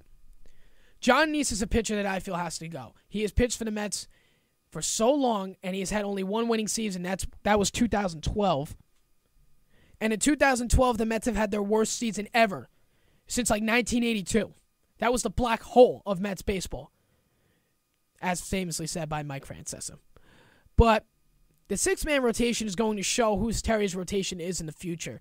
And going into August, if John Neese is pitching terribly like he is right now, he's going to the bullpen or he's being dropped. That's my personal belief. I feel John Neese can't get any more chances. He's pitched for 8 seasons, and 5 of them he has had an ERA over 4.20. He hasn't had a year where his ERA was below 3.40. It's a situation where I feel he's got to go to the bullpen, but the problem is, what good of use is he going to be in the bullpen? He's not the answer in New York. And you look at this future pitching rotation that the Mets have, I guarantee in 2 or 3 years it's going to be one of the best in baseball. Matt Harvey, Jacob deGrom, Steven Matz eventually, Noah Syndergaard, and Bartolo Colon. Let me just say that again so I have it clear. Matt Harvey, Jacob deGrom, Noah Syndergaard, Steven Matz, and Bartolo Colon. If Bartolo Colon sticks around that long. If he doesn't, I'm sure the Mets have somebody else they can use. Maybe Dylan G will come in on his own. But 4 of those 5 guys, I feel, are the future of an MLB pitching rotation. Harvey came back from an unbelievable amount of recovery time, a year and a half off from Tommy John surgery, and he's pitching like he hasn't missed a beat. Jacob deGrom is kind of slumping a little bit. He's in his sophomore year with the club, reigning Rookie of the Year. But the way he pitched in San Diego was absolutely fantastic. And I stayed up until about 12:30 just to see if the perfect game would happen. And it went into the 6th inning, and obviously, the San Diego Padres broke it up in the 6th inning. I was up until 12:30 in the morning watching that unfold. And if it had went another inning, I was going to wake up my father and probably call my uncle saying Jacob deGrom is about to throw a perfect game. He's in the 7th inning. But that wasn't meant to be. But the way he pitched in San Diego, I thought was his best performance all year. Only gave up 2 hits. He pitched 8 innings. It was fantastic. Matt Harvey's been coming around. Noah Syndergaard, he's going to have a bad start here or there. We understand that. He's still learning. He's still learning what pitches to throw in what situations. He'll come around. Steven Matz, when he comes up, he's going to have the same thing. He's going to have the same problem that Noah did. But it's eventually all going to be worked out. And obviously, Dylan G is a veteran. I would take him over Jonathan Neese any day of the week. But, so yeah, that's your 5-man rotation for you. And Bartolo Colon has just been shocking a lot of people recently. And here's my thing with Bartolo Colon. When the Mets got him from the Athletics 2 years ago, I was ecstatic. For the reasons of that he led the American League in he was second in the American League in every single pitching category possible. First year with the Mets, not so great. Now, I believe he's the first 8-game winner in the National League, or maybe even the MLB for that matter. He's pitching fantastic, and he's hitting well for entertainment, I guess. Who saw him hit a double against Miami? Now, first off, I don't know what Ichiro was trying to do with that ball, trying to cut it off. But honestly, he looked like a little leaguer trying to get that ball in center field. I honestly was rooting for Bartolo Colon to run for third, and if he got thrown out, I would have not minded it at all. Because I firmly believe he could have had a triple. Speaking of Bartolo Colon, I'm going to the game next Saturday, and that's the pitcher that we're expecting to see against Atlanta, so that should be a lot of fun. But going back on John Neese, is one of those pitchers where I don't think he's the answer in this rotation. 1-5, 5.77 ERA in his last 7 starts. He's 3-5 all year. And he has the ball Friday in Arizona. A place where, in recent memory, the Mets don't play well in at all. So I don't understand why John Neese is still in the rotation. I was listening to Joe and Evan the other day. And a caller called in with the same question. What can they do with John Neese? I don't know how good he is going to be in the bullpen. I really don't. Because, the guy can't pitch, obviously. He can't start games. Hopefully he'll have a good outing against a struggling Arizona team. But I don't see him being the answer in the starting rotation. I don't see him being that sixth guy. Hell, when this whole thing is over, Steven Matz might get a call up in August. And John Neese might be in the bullpen, or he might be in AAA. I can't see AAA, though. He's been with the team too long. 8 seasons. But he needs work, or he needs to go. Either way, John Neese is not the answer in the 2015 Mets rotation. He's not. 1-5 in his last 7 starts, unacceptable. 5.77 ERA, close to 6, worse. He's throwing breaking balls that are just sitting there, waiting to be hit over the fence. That's all he's doing. I don't think John Neese is the answer. Maybe there was a time ago he was. 2012 was his best season, and the Mets were absolutely awful that year. That was when we started to get a glimpse of Matt Harvey. That's when we started hearing about DeGrom. And that's when we started believing that this Mets rotation eventually is going to be the best in baseball. Now, the Mets have always been a pitching organization. They've never been big on offense. They've gotten a lot of contributors on offense who have helped them win championships. But even since the 60s, the Mets have been just a pitching team. You look at the 86 rotation. You look at the 06 rotation, the 69 rotation. Some of the best in baseball, especially 86. Doc Gooden, Ron Darling, Sid Fernandez, Bob Ojeda, all those guys. The Mets have always been a team like that. But now if you look into the future and when Steven Matz is ready to come up and join Matt Harvey and Jacob deGrom and Noah Syndergaard and Dylan G., and Bartolo Colon, if he's still around, which I really don't see happening. He's going on, 42 years old? The guy can't run for his life. I thought he was going to need an oxygen tank running the second base the other day on Sunday. But you look at this team, and there is a bright future there. What needs to happen for this team is the pitching needs to stay consistent. They can't be on and off the whole time. And more importantly, this team needs to believe that they are the reason to believe in New York. They need to take New York back from the Yankees. Now, the Yankees will always have their place in New York. 27 world titles, you're not taking that away, ever. They are the best franchise to ever play the game.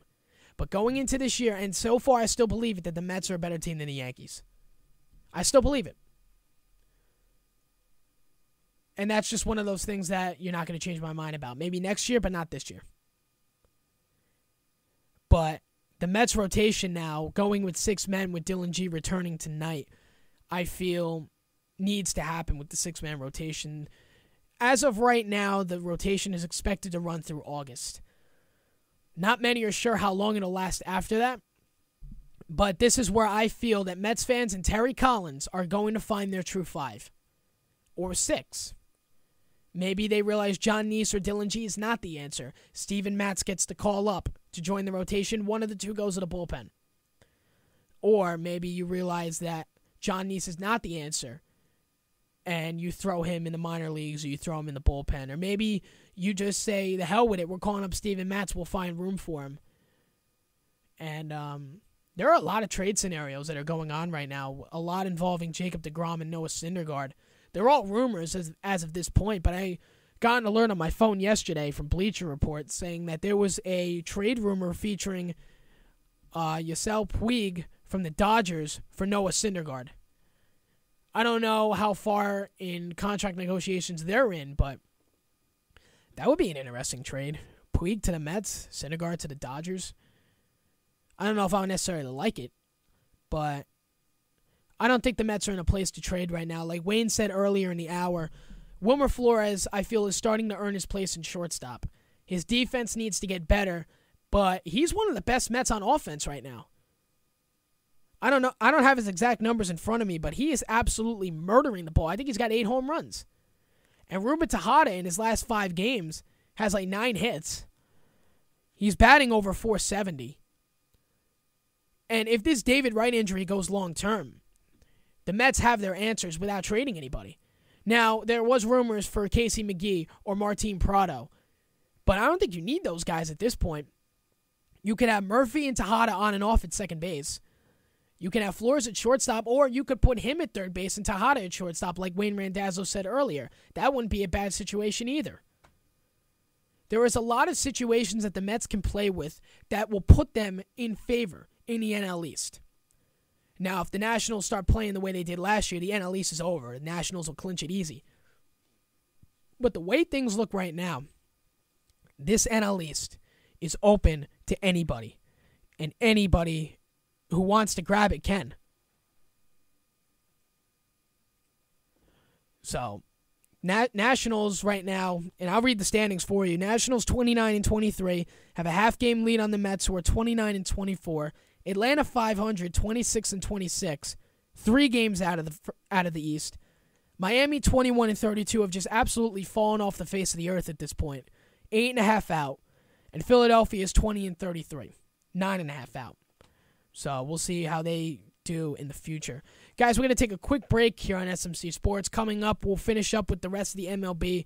A lot of teams that are surprising. Then we'll do a little bit of NFL before we welcome in Nick Flaherty into the studio at 3 o'clock, as well as get on the phone with Jeff McAdam at 3 o'clock to preview Stanley Cup Finals. You are listening to SMC Sports on 90.3 WMSC, and we'll be back after this.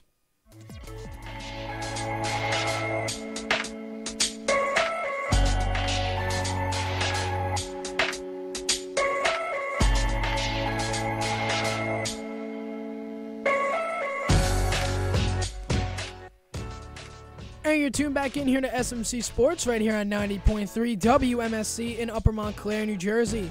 Sean McChesney here at the WMSC studios right here on the campus of Montclair State University. So we have about 10 minutes. I didn't even know we were running on that low a time.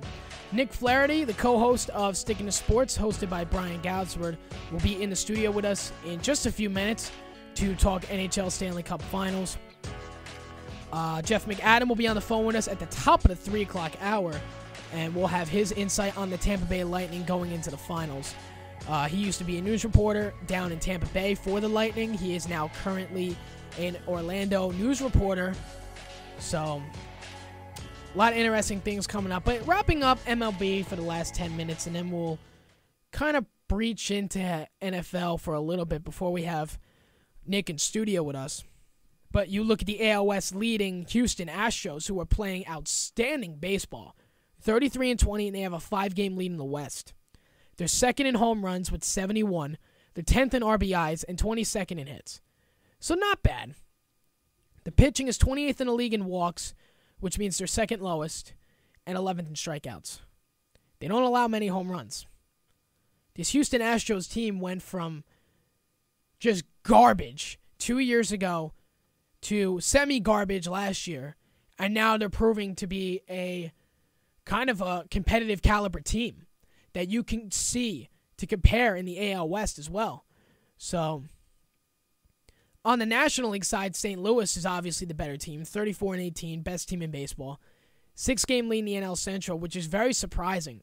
Adam Wainwright goes down for the year, and they're still playing great baseball. Every prospect they call up, everybody contributes. That is the kind of championship team. That team will be back in the NLCS this year. Hands down. Will they win? Who knows? Because they seem to struggle every now and then in the NLCS, but they will make it back. I believe the Cardinals were my pick to win the NL Central at the beginning, and now they're showing it why they're the best team in baseball.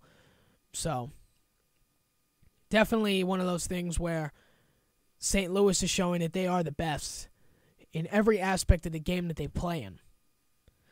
All the other divisions are pretty much open for grabs. Minnesota Twins have been surprising me very much. And so as of right now, Nick Flaherty, the co-host of Stickin Sports, is now on with us. If you want to jump on the mic before we go to break, you're more than welcome to. So Nick Flaherty is in studio with us. We're going to have Jeff McAdam on in just a few minutes. So now we have Nick Flaherty in the studio. Nick, how you doing, buddy? Great to be here, man. Thanks for having me on, Sean. Anytime, man. You know, I would have really hoped. Now we'll transition to NHL a little bit. I really thought this day would be reserved for us Ranger fans. I know. But it didn't turn out that way. You know, unfortunately, our boys who put up an amazing fight all year, Unfortunately, they didn't bring their A game to Game 7 at the Garden. No, neither Game 5 3 either. weeks ago. Really, Game 5, exactly. They struggled in both home games, something I didn't see coming. I would say a lot of Rangers fans were thoroughly surprised by. But it just didn't seem like it was meant to be that night. I'm still proud of them. Proud to be a New York Ranger fan, but it's a tough day knowing that we're not there playing the Blackhawks. Absolutely, and you can't take what we did this year away. And I said it earlier in the show, the NHL Stanley Cup playoffs are the hardest playoff bracket to play in. Any team could win the Stanley Cup and prove positive. Tampa Bay, Chicago, it was talked about at the beginning of the playoffs, but it wasn't guaranteed that, oh yeah, Tampa's going to win the Eastern Conference. Chicago's got a shot at the Western Conference. But, either way, it could have been St. Louis in the Stanley Cup Finals. I wouldn't get too ahead of myself, but Stanley Cup Finals, it goes to anybody pretty much. It's really the playoffs in all of American sports that features the most parity. We've had 8 and 7 seeds go on runs to the finals. Yeah. We've had the Kings win as a 7 and an 8 seed. Proof positive. Each of the last 2 years, the Devils reached the finals as a 6 seed. The Rangers reached the finals as a 6 seed last year. Yeah. So it's certainly a whole different world compared to the NBA playoffs. We know the NFL, Major League Baseball, they provide a lot of parity in both games. We've had wild card teams going to win the Super Bowl and things like that. Wild card teams, we had the Royals and the Giants in the World Series last year, two wild card teams. But the NBA playoffs, which are going on right now, we have 2 1 seeds. Well, I'm sorry, 1 and a 2, but the Cavs act like a 1 they seed. Play I like understand. they play like a 1 seed. They were leaps and bounds ahead of Atlanta. Had the Yeah. Cavs got off to a better start, it would have been a much different setting there. You're pretty much nailing everything right on the button. You're pretty much describing everything I said earlier with, NHL, MLB, NFL, not so much because, okay, a little bit, but NBA kind of writes itself going into the playoffs. Exactly. Like, we all knew the top 4 teams, maybe not so much Houston, but at least the top 3 were Cleveland, Golden State, and Atlanta. We know those were the top 3. And then we take a look in the NHL. Well, we knew the Rangers won the President's Trophy, but how far was it going to get us? Right, exactly. And, the home ice advantage was a great thing to have. I love Ranger fans to death. I love Madison Square Garden, but there were some times where the atmosphere was a little lacking there in the playoffs, particularly Game 5 and Game 7. I thought the crowd was a little complacent. Yep.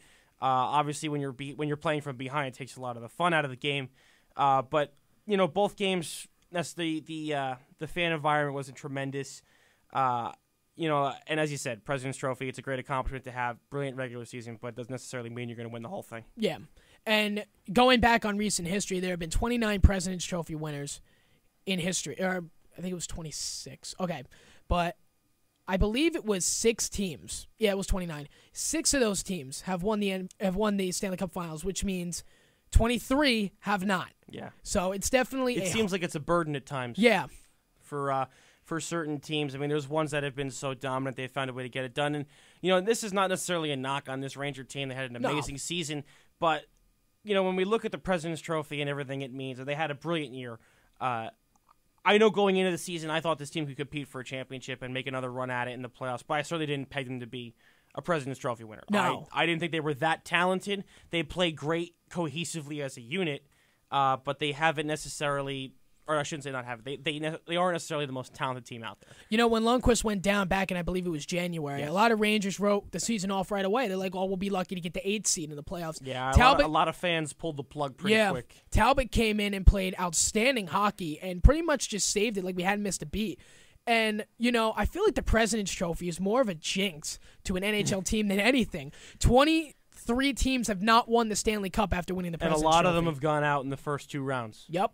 Most recently we had Washington 2010 knocked out in round 1 by Montreal. The Sharks did it. They were knocked out in the first round.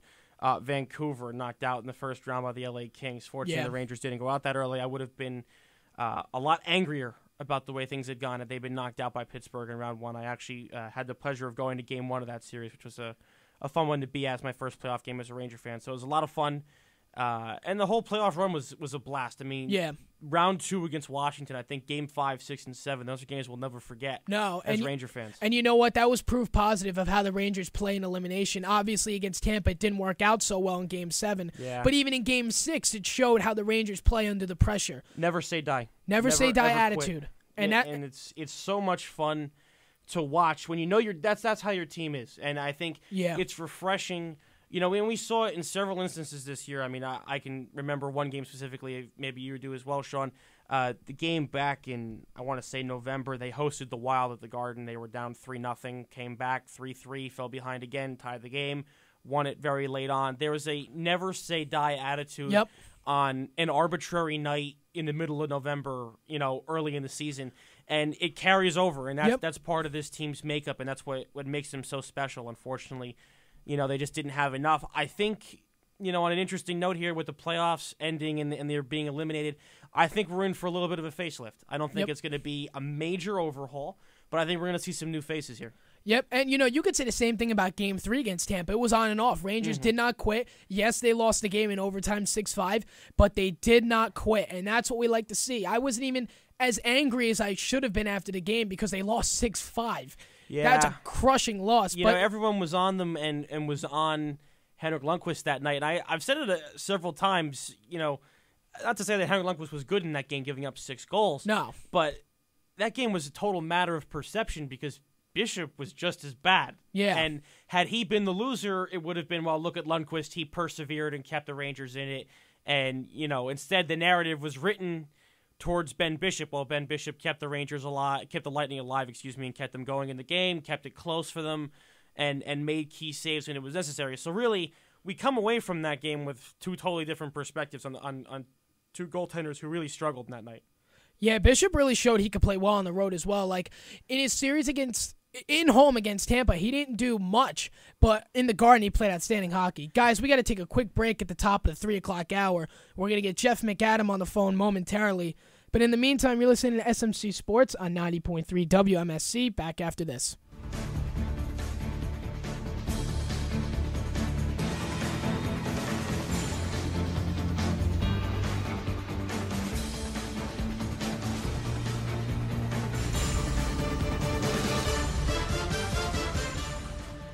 Hey, you're tuned back in here to SMC Sports right here on 90.3 WMSC in Upper Montclair, New Jersey. Got a little NHL theme music to lighten the mood a little bit. Sean McChesney, Nick Flaherty, co-hosts of Stickin' to Sports, in the studio with me. And now on the phone we have Orlando news reporter, and he's a former Tampa Bay Lightning in-game reporter, Jeff McAdam. Jeff, you're on SMC Sports. What's going on, Jeff? Sean, hey, how you doing? Doing great. Just taking a little break out from doing news to talk about my other passion, getting back into hockey, and what better time to do it than the Stanley Cup Finals? Yeah. Can't argue there. Absolutely, Jeff. And from your experience with the Tampa Bay Lightning, you're talking to two very heartbroken Ranger fans here, so we'll try our best to be professional. Hey, you guys had your year. That was last year. Yeah. This is our year. We'll go, as long as we go back and forth for the next few years, I won't argue with that. Sounds good to me, as long as we can get something next year. So, Jeff, just going off your experience with the Tampa Bay Lightning, what was it like covering the team, and what can you expect from the finals this season? It's an interesting question because this team has been, it's hard to really put your finger on. And there's been teams in the past that I've covered, and I even grew up in Denver and felt like I really had an idea about a team, especially maybe midway through the season. But certainly when you come to a trade deadline, you feel good about your team. You have an idea how far they can go in the playoffs. This year has just been so unpredictable. It's hard to really been able to judge it, and it's not because they have injuries, and it's not because of any unforeseen circumstance. It's just been interesting because it's developed literally every single day. If you would have told me before this playoff started that Tyler Johnson would be leading the team in goal scoring in the playoffs, and the triplet line of Palat and Kucherov and Johnson would be doing as well as they would, I wouldn't have believed it. It's been a development throughout the playoffs, and certainly it's come at the right time, guys. Well, Jeff, you mentioned this team has been up and down at times. They had a brilliant regular season, but it's really interesting having watched them in this postseason. They had the opening round series against Detroit where they were extremely up and down. They struggled in the first game at home. They had a very up and down stretch. Their game 5 they lost as well. And we had talked about it before. The Rangers have that never say die attitude. It really seems that it also carries over down there in Tampa as well. Yeah, absolutely. And again, it kind of gets back to not being able to really know what to expect. The Lightning has by far the best home record in the entire NHL. I think they had 32 regular season home wins. The next best team had 28. So that's a pretty big margin of difference. But when you get into the playoffs, they've been not very successful at all at home. And so it kind of gets back to what do you expect? I was at Game 5 against Detroit, and they got blown out at home. It was 2-2, big-time game. That's one of those moments where you figure if you're going to advance in the playoff series, you got to win this game. They got straight up blown out in Game 5 at home, and you figured that was it. That was going to be the end. Then they go to Detroit. They pull off a Game 6 win in Detroit and come back. Now, the same thing happened. I was at Game 6 of the Eastern Conference Finals. You guys know it all too well. There were a couple Rangers fans sitting right in front of me.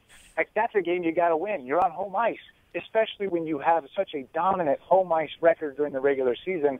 They let New York come in, steal Game 6, and you figure, that's it. It's over. They can't possibly, if they can't take care of it on home ice, how are they going to go back to New York and win it there? And yet they do it again. I think their road record has been really a surprise this season, and certainly on the flip side of that, their home record in the playoffs has been somewhat of a disappointment. Yeah, absolutely, Jeff. And, looking at this Tampa Bay team who I wouldn't say did bad on their home ice, but they didn't do as well as they wanted to. But now on the opposite side, on the opposition on the road in the Garden, they only gave up only a few amount of goals, and the last goal they gave up was Game 2. 4 games. Was Game 2. So I feel like if Tampa could take that momentum, especially when they have to go to Anaheim for Games 3 and 4, this series could take a wide turn real quick. You know what? And that's the thing. It's just... Excuse me, Chicago. I didn't mean to say Anaheim. No, it's okay. You know what? I even picked Anaheim before this whole thing started to go to the finals. They didn't look that good, by the way, so I don't blame you for saying Anaheim. I had already put it as more of a guarantee kind of in my head that they would be there playing whoever came out of the East. But, yeah, you guys saw that Rangers series. What? 2 games, they give up 1 goal. Then the next 2 games, they give up 6 goals. It was just like it was night and day. And it's so flip-floppy, right? It's just the most bipolar series. You took the words right out of my mouth, Nick. That's exactly right. And that's, I guess, what kind of makes this whole thing so exciting is that, like I said, there were, when I grew up covering other teams, you could tell what was going to happen. You had a feeling. I grew up an Avalanche fan. I'll say it only here on the radio. I grew up an Avalanche fan, and before that 2001 season, I bought a VHS tape I'm dating myself here, a VHS tape for every single playoff game because I said, you know what, they're going to win the Cup this year. I just know it. They're that good. This Lightning team, it's not because I don't believe in them, but it's just like you never know what you're going to get. And it's been an unbelievably pleasant surprise so far this season, and obviously they're going to hope to ride it as far as they possibly can. Seems to carry over almost to the goaltender, as you said. I mean, Ben Bishop has been fantastic in some games. He was, strong in Game 5 in particular at Madison Square Garden. The Rangers, not to take anything away from Bishop, but the Rangers lacked a lot of creativity in Game 7. But Game 5 as well. He was fantastic in Game 5. He was very good in Game 2. And even in a losing effort in Game 1, he was strong. And that was the same thing. Lights out in 7. Exactly. I mean, early on, round 1, he had some up and downs against Detroit. I mean, and I'm impressed by his mental toughness, really. I remember he had a horrible mistake. He put the puck in his own net in, I believe, Game 4 in Detroit, going down 3-1 in that series. And he was able to recover, keep the Lightning in the game. The resiliency is really impressive to watch. It is. It's hard to know exactly what to expect. All you got to really get is, I guess, 4 really good games out of 7 to give your team a chance. And so he's had a couple off nights, but you're right. He's found a way to bounce back, and even Game 6 against the Rangers, essentially getting shuffled off the ice midway through the second period, and you're like, uh-oh, you got to go back to New York, and you got to bring him back in net. How's he going to react to that? Well, we see what he did in Game 7, and obviously was very impressive. And I think a lot of that goes back to last year. You play a great season, you're ready for the playoffs. You get injured a few weeks before the playoffs begin, and boom, there goes your playoff year. And I think the off season, I don't know. I don't have personal conversations with Ben, but I would have to imagine when you have a year like you did last year, so successful, to get injured, to come up short, to play an entire season. It's not baseball with 162 games, but it's not football where you only play 16. It's 82 games. It's a long, grueling season. And to get so close last year, to only not be able to play in it, I think is helping fuel this fire for him this year.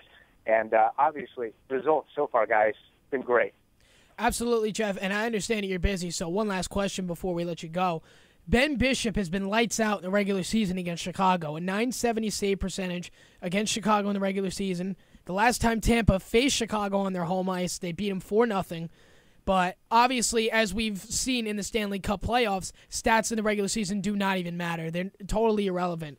But looking at the Chicago team with the guys like with Patrick Kane and Corey Crawford being an absolute block on that net, what do you think this Tampa Bay team is going to have to do? What are they going to have to pull out of their game plans to defeat this Chicago team who has very recent experience in the Stanley Cup Finals and very recent success in the Stanley Cup playoffs? The Stanley Cup Finals, completely different deal. You guys know when you go into the playoffs, the first 3 rounds, you're facing teams you faced all season long. Maybe some more than others, but you certainly have an idea of what they'll throw at you. When you get to the Stanley Cup Finals, it's a different kind of game. You only see these teams a couple times a year, and it's going to be a lot of adjustment on the fly. I think if the Lightning can even split these 2 games at home, I'm happy with that. I've seen the way they played on the road, and they can certainly go on the road and take it. It's like any, it's going to sound like cliche almost, but the first game, I think the first 2 games really, is going to be a little bit of a feeling out match to see, what are you going to throw at, what can you counter, and I don't know if that even stops. That the cliche is you take a game or 2 and you feel out a series, but as we saw with the Rangers last series, I felt like Game 6, the Rangers were even switching stuff up on the Lightning that they didn't quite know how to handle. And so it's going to be one of those continual chess matches all the way through. As we always talk about, defense seems to always win games. The Lightning have always said it, if we can keep our structure, and they're referring to their defense, if we can keep our structure, we have success. They said they didn't do it in Game 6 against the Rangers. They came back and did it in Game 7. It's a tight-knit structure down low. It's a very specific formation. They feel like if they can stick to it, not get out of their game plan, they have a shot. And as much as they score goals, they were the number 1 offensive team in the NHL this year. As much as they score goals, the feeling you get around this team is to win this, we're going to have to play unbelievable defense, and we're going to have great goaltending. So it's interesting. It's a completely different tactic than what they've had all season long. Absolutely, Jeff, and it's definitely going to be a great series as well. I really appreciate you calling in and giving us insight. Really appreciate it. Absolutely, guys. Thanks for joining us. Thank you, Jeff. You bet. All right, we'll call back when we celebrate the Cup. All right, we'll see. Thank you very much. Thank you. Bye-bye. All right, bye. That was Jeff McAdam, news reporter from Orlando, Florida, and former Tampa Bay Lightning reporter with Bay News 9 in Tampa Bay. We're going to take a quick break here on SMC Sports. Come back. Me and Nick will wrap up the last 45 minutes with preview of the Stanley Cup Finals. You're listening to SMC Sports. Back after this.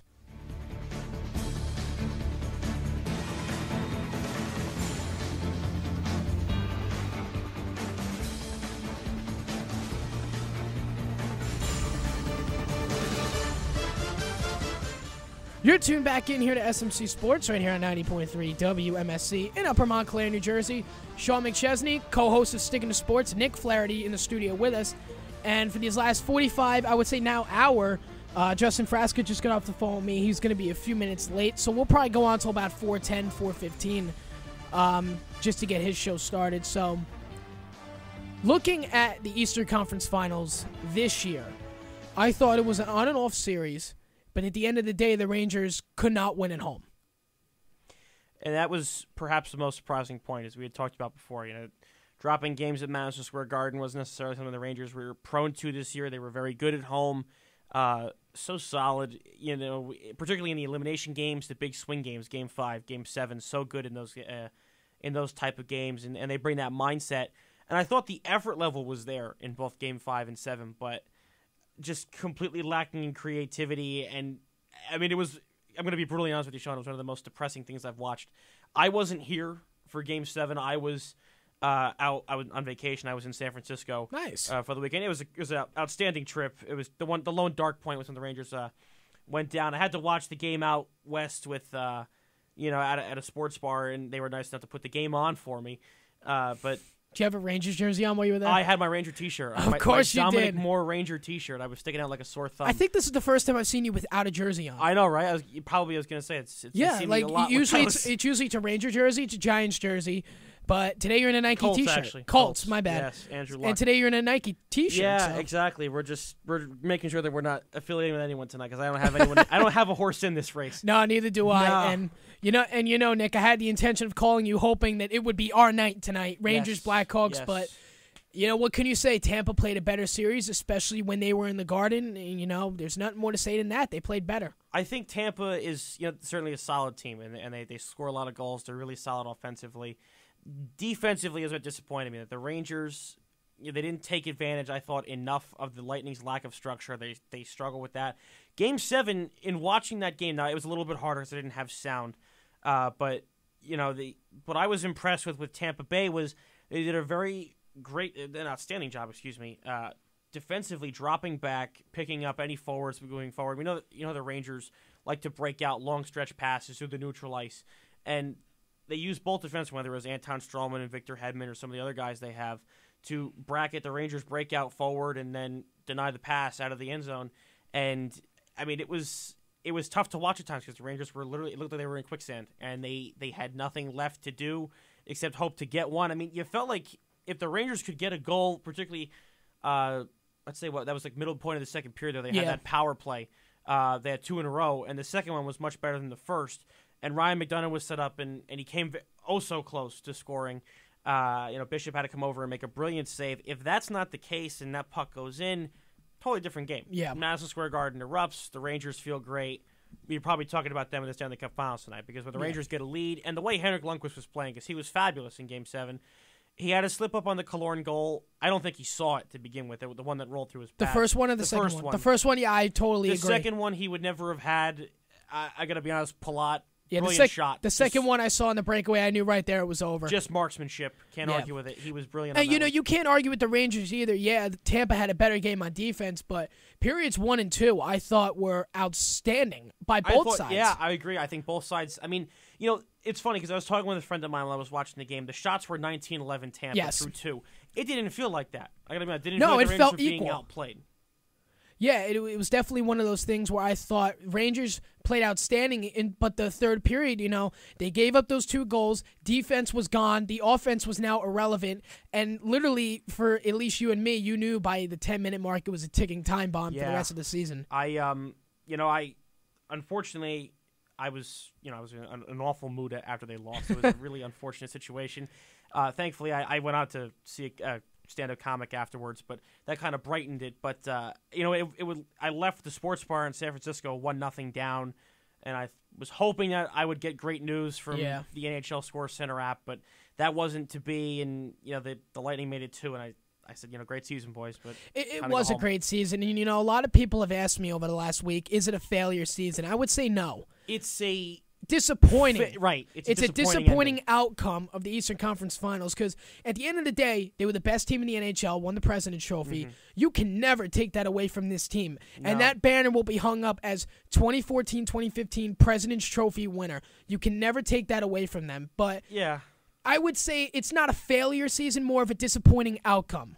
Exactly. To me, I had talked about it with Ranger fans, and I don't know how you watch the team, root for the team, Sean, but I'm not one of those people that runs to the ledge as soon as there's some adversity. No.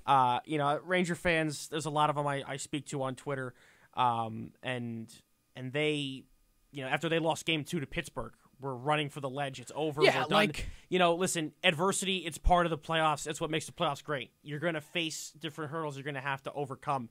I would have deemed the season a failure had they gone out in the first round. Yeah, absolutely. And had they gone out to Washington, I would have But deemed when that you a failure. lose Game 7 of the Eastern Conference Finals, after one period, that could happen to anybody. Exactly. That could happen to the 8th seed, let alone the 1 seed. Yes. But you're right. If it happened in the first round against Pittsburgh, that would have been a completely different conversation. Disaster. But it happened in the third round, Game 7, in the very last second in the Eastern Conference Finals. Honestly, if there was a way to go out, it would be that. I know some people say to me, I would rather have been blown out in Game 7. Listen, there is no great way to go out. No. They did a brilliant job all year long. They're so resilient. I'm proud of this group. And what I think what hurts as a Ranger fan, I wanted to see this team win because this group, they were special. They had a character about them, a personality about them that made them fun to watch. And the way they carried themselves was impressive in the face of whatever, whether they were, 3-1 up on Pittsburgh in round 1, and just the way they handled certain games. Game 5 of the Pittsburgh series, they were so businesslike, down to the point. They wanted to end it that night. They did in overtime. When that game hit overtime, I knew it was over. And the Rangers have had success in overtime. Yes. And that's what I was kind of hoping for in Game 7 when they jumped out to that lead. I'm like, okay, if we can get this game in overtime, we could win this thing. Stefan Matteau moment coming up, right? Yep, That's exactly. And you know what? Looking back at the Washington series, it was the same thing. But you're right at the point where I feel like the Garden energy was out by the first period. You know, and that's the thing. In a 0-0 game, and I'm not trying to get on Ranger fans because I love them. They're like you family, need to be on your feet. But that's inexcusable.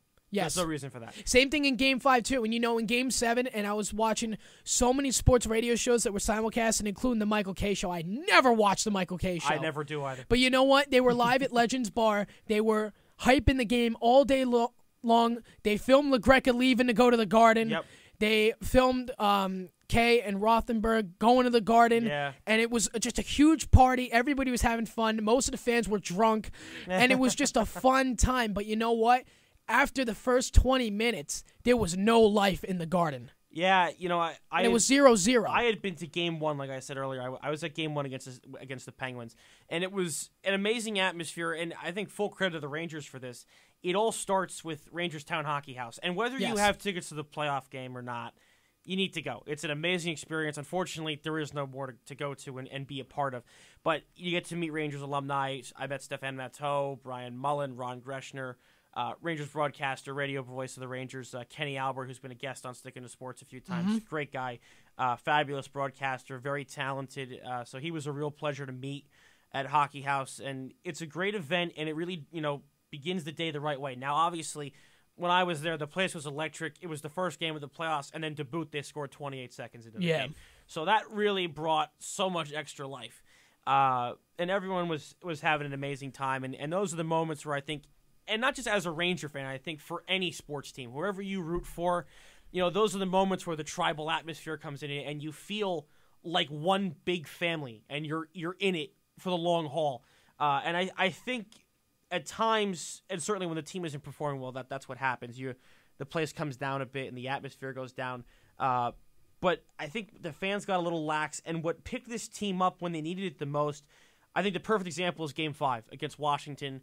In a 3-1, they're down 3-1, in that series, and they actually fall behind 1-0 with I believe like 7 minutes left on the Curtis Glencross goal, and seemed like it was over. I was so down, and then Chris Kreider picks them up, but the fans didn't quit that night, and the team didn't in turn. And I think the Garden at times, not saying it has everything to do with the Rangers losing, but I thought Game 5 and 7 the place was entirely too dead for a playoff atmosphere. Especially for a Game 7 as well. Yeah. Guys, we got to take a quick break. Coming up after, myself and Nick will wrap up our Rangers events a little bit.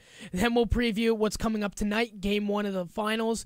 Blackhawks, Tampa Bay. Drop of the puck at 8 o'clock in Tampa Bay. You're listening to SMC Sports, and we'll be back after this.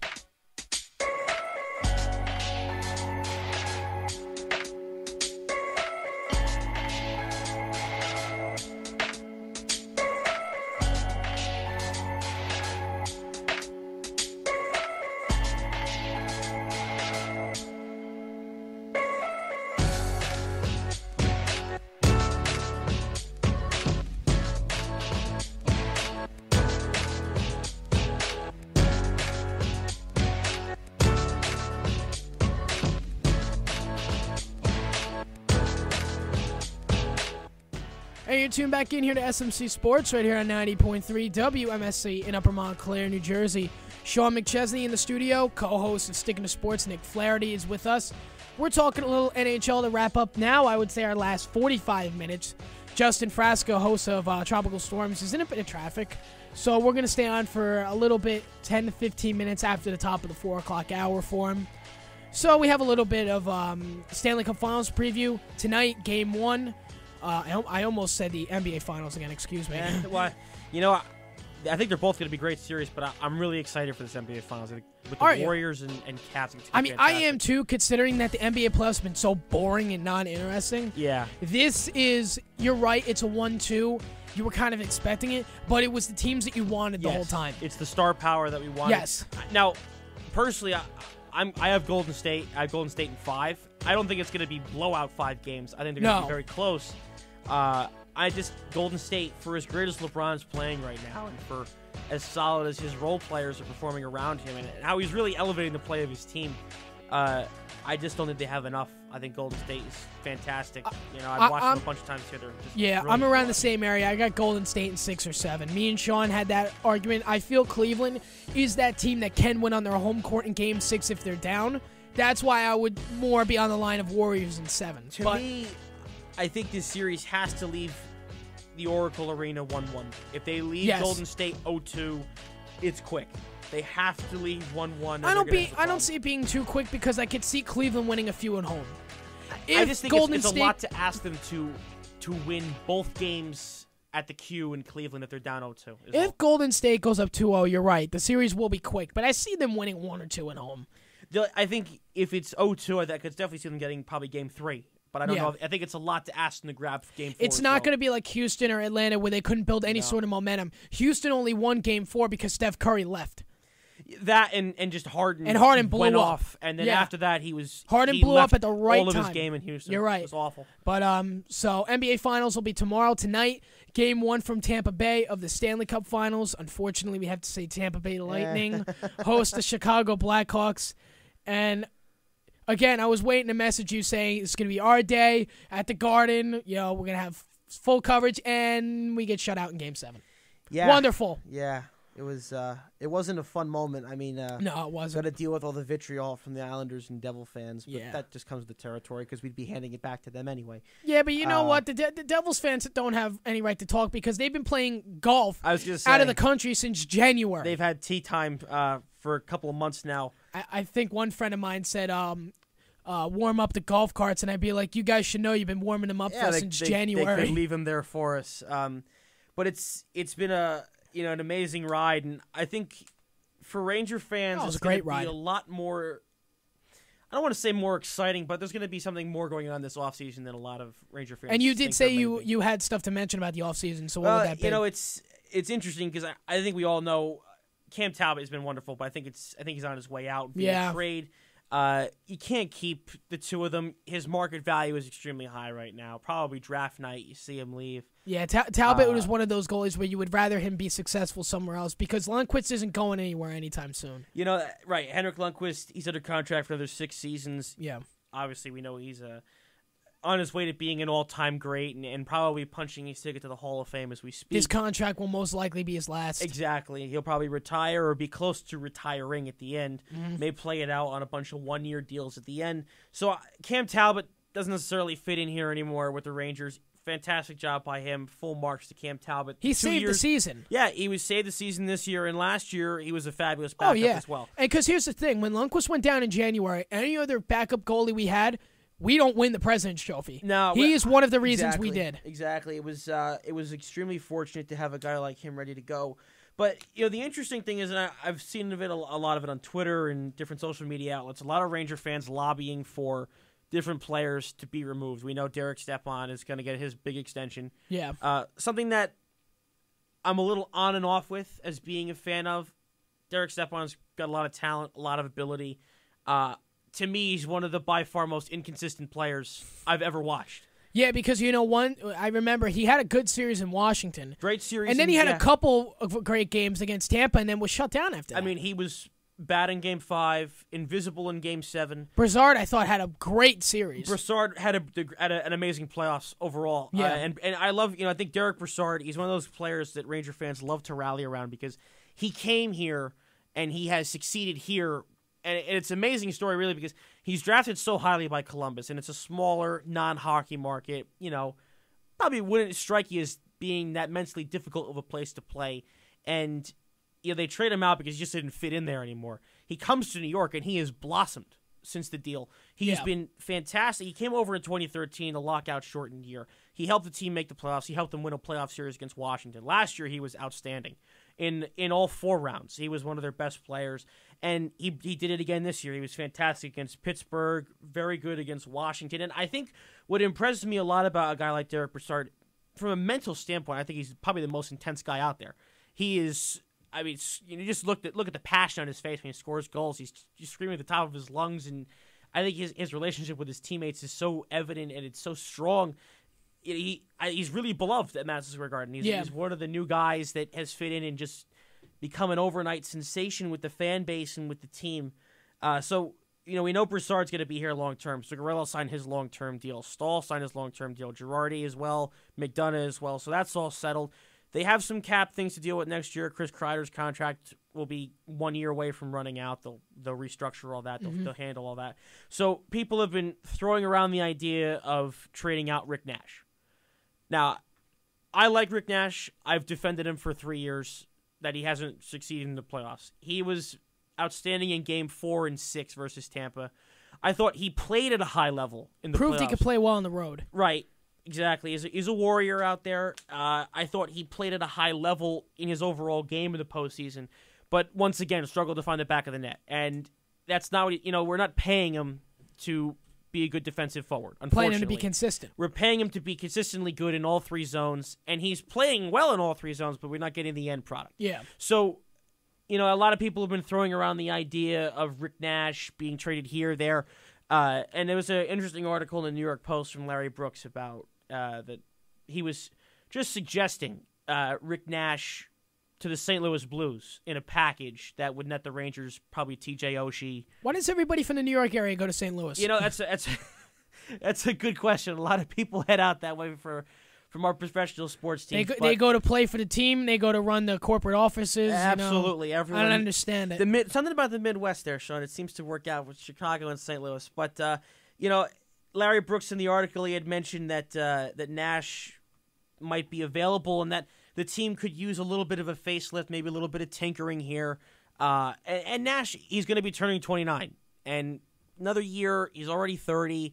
You're paying him a lot of money. You could really turn back the clock on this team. You move out a 30-year-old goal scorer. Now, I like Rick Nash a lot. I'm not sure I'm 100% on board with moving him. Let's just say it was a package, and I know we're speaking in hypotheticals here because we'll see what happens down the road. But a lot of suggestions, and what we can agree on and we can know is that T.J. Oshie's not going to be a St. Louis Blue next year. No. His contract, he's got 1 year left on it. They don't have the cap space to pay him. It's not that he's playing poorly or he's a problem. It's just they can't afford him. Just can't afford to do it. Right, exactly. So they're interested in moving him out. I know the New Jersey Devils have expressed interest in him. Number of teams are hot in pursuit of him. And he's a valuable commodity. He's a very talented young player. He's got tremendous hands. He's very smart. Hockey IQ's through the roof. So Larry Brooks was suggesting that if it was a trade, it would maybe include, let's say, Rick Nash, Kevin Kline, Cam Talbot for Jaden Schwartz and T.J. Oshie. Decent. I think the return is nice. I like T.J. Oshie, but the thing is, I don't want to give up so much because I think there's a certain point where you draw the line with the facelift and you go, do we want to fix what's not broken? Now, I'm not saying it isn't broken because they didn't win. And that doesn't, they didn't win the whole thing. So there's something that they need to fix, clearly. But, I don't think you want to destroy the whole thing. Now, this is just, again, like I said, speaking hypothetically here, but it's an interesting prospect if you think about some of the players they could bring back. A lot of different articles have mentioned trading Talbot to the Dallas Stars for Antoine Roussel or Ryan Garbett. Two good forecheckers. I think something the Rangers could stand to invest in. James Shepard's probably going to be leaving as an unrestricted free agent. He was just a nice rental piece. And he played really well in the playoffs once Matt Zuccarello went down. But I think they could stand to bring in a guy like that, go with Dom Moore and Tanner Glass on that fourth line. Yeah. So there's some interesting prospects out there for this team. I mean, I don't subscribe to the whole they're an older team and the window closed notion. Guys like Kreider, guys like Stepan, Hagelin, Zuccarello, they're all younger players, and they're going to be here for a long time. So I don't necessarily believe that the window's closed and they're in serious danger of not being able to compete going forward. They're going to have some things that they need to move around. But I think they need a little bit of tinkering here because if we're in win-now mode and we have Henrik Lundqvist at age 32, who we could say probably is going to give us 5 to the remaining 6 years in his contract of high play in goal. Because he's still somewhat young. Right, he's not at the point where his body's going to start quitting on him yet. And, he's incredibly consistent. He's so focused. that I think you could see him play at a strong level till about 38 to 40. I mean, Marty Brodeur was an everyday starter and was solid up until probably I'd say age 40. Right at that was just about the stopgap. I mean, he led the Devils to the finals in 2012 at age 38. So I think if you're going to take advantage of Henrik Lundqvist, you should set yourself up to take advantage of the next 6 years, not so much the next 2 with Rick Nash. You know, his contract will be up with 31. Yeah. So, lot of interesting offseason moves that could potentially be made. We're going to take a quick break here on SMC Sports. Coming up, me and Nick will preview tonight's Game 1 of the Stanley Cup Finals, our predictions for who we think is going to win. You're listening to SMC Sports on 90.3 WMSC, Upper Montclair, New Jersey. We'll be back after this.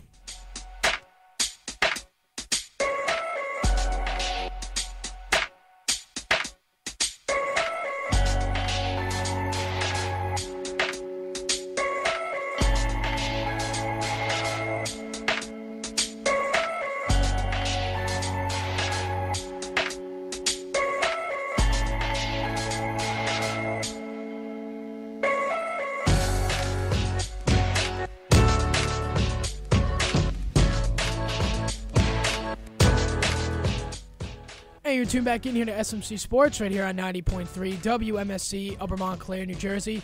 Sean McChesney in the studio, co-host of Stickin Sports, Nick Flaherty, is joining us. We have about 20 minutes left on the show.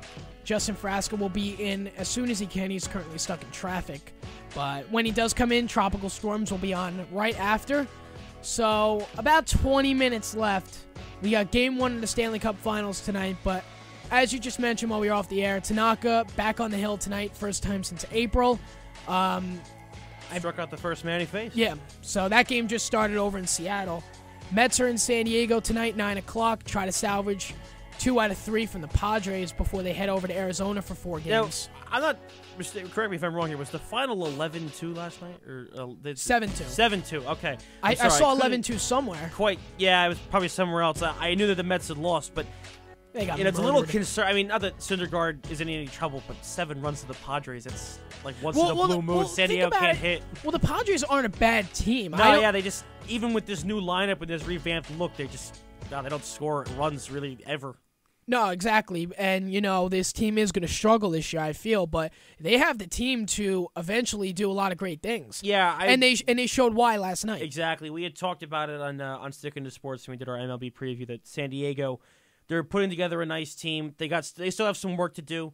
I think, a big letdown, it's not so much his fault, but they've Andrew Kashner, their number 1 starter. I believe he's 2-7. His ERA is like 2.95 for San Diego. Yeah, he's got a great ERA. Good walks.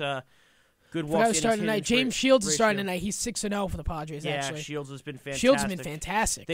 Kashner's one of the other guys they were going to lean on, and his record I think is 2-6 or 2-7. Yeah. And it's not so much his fault as they don't provide a whole lot of run support. My whole thing about John Neese will culminate on Friday night when he pitches against the Diamondbacks, who are really struggling. Yeah. If John Neese can't beat the Diamondbacks, we're in big trouble. Well, that's a hard lineup to handle right now. Arizona's been scoring an awful lot of runs. Yes, lately. they have, but they really haven't been playing that well. Yeah, no, they've been losing ball games, but they got a tough lineup, and Neese is. It's not. I shouldn't say it's not the John Neese of old. I never really felt that he was so elite or so wonderful. No, but you know what? But he was very serviceable. John Neese has been with the Mets for 8 years. He had 1 winning season in 2012. Yeah. Otherwise, he hasn't had an ERA past or below 3.40, and I believe 5 of those 8 seasons he hasn't had an ERA below 4.20. Yeah. So he's not.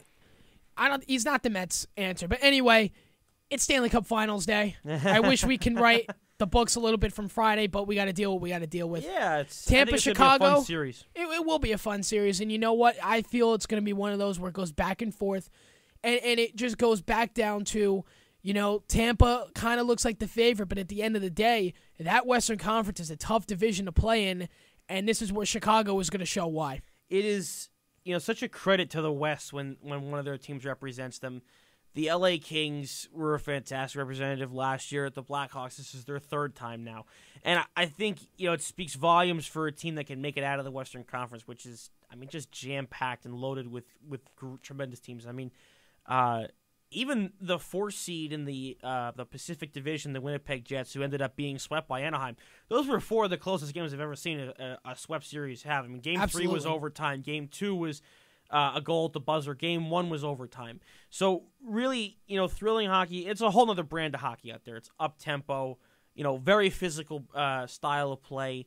The Blackhawks are one of the perfect representatives of it. I'm not shocked they were here. I picked Chicago. I had the Rangers versus Chicago in the Stanley Cup Finals. Would have been a dream matchup for the NHL and for fans everywhere. Don't forget ratings too. 2 big media markets. Exactly. Ratings. Nothing against Tampa, but the league was secretly pulling for New York and Chicago from the rating standpoint and the buzz, because you're looking for the casual fan wanting to tune in. Mm-hmm. They're certainly going to tune in now this series. I think it's going to be a fun one, especially with the Blackhawks and the star power they bring to the table. Patrick Kane, how can you not like the guy? He's one of the coolest players in the league. Tons of talent, just off the charts ability, and he's kind of a fun personality. And it's fun when you watch Chicago play, because Jonathan Toews, for being his partner in crime, they're polar opposites of each other. Yeah. Toews is, they call him Captain Serious for a reason. He is so down to earth, doesn't express a whole lot of emotion, just kind of goes through the motions out, with the media and all that, but he's just super talented, and his play speaks for him. If you take a look at the finals matchups in the past few years, it's been all media markets. Last year you had New York, LA. I believe the year before, Chicago, Boston. Yes, Chicago, Boston. That's another one. Year before, New Jersey, LA. That's another one. So this year, Vancouver and Boston, which was a fun one to get Canada back involved. Yeah, and that's something that definitely ratings needed. So looking at this year, you got Chicago there. That's one. But Tampa, don't get me wrong. Tampa's a great hockey team. They had every right to beat us in the Eastern Conference Finals, but it's an interesting matchup when you look at, Tampa's not necessarily a traditional hockey market. Yes. And the fans have gravitated to the team down there. I haven't been to the St. Pete Times Forum, but I've seen it. It seems like a fun environment down there. It's a really cool setting for the arena. They have a large tailgate parking lot area for the most part.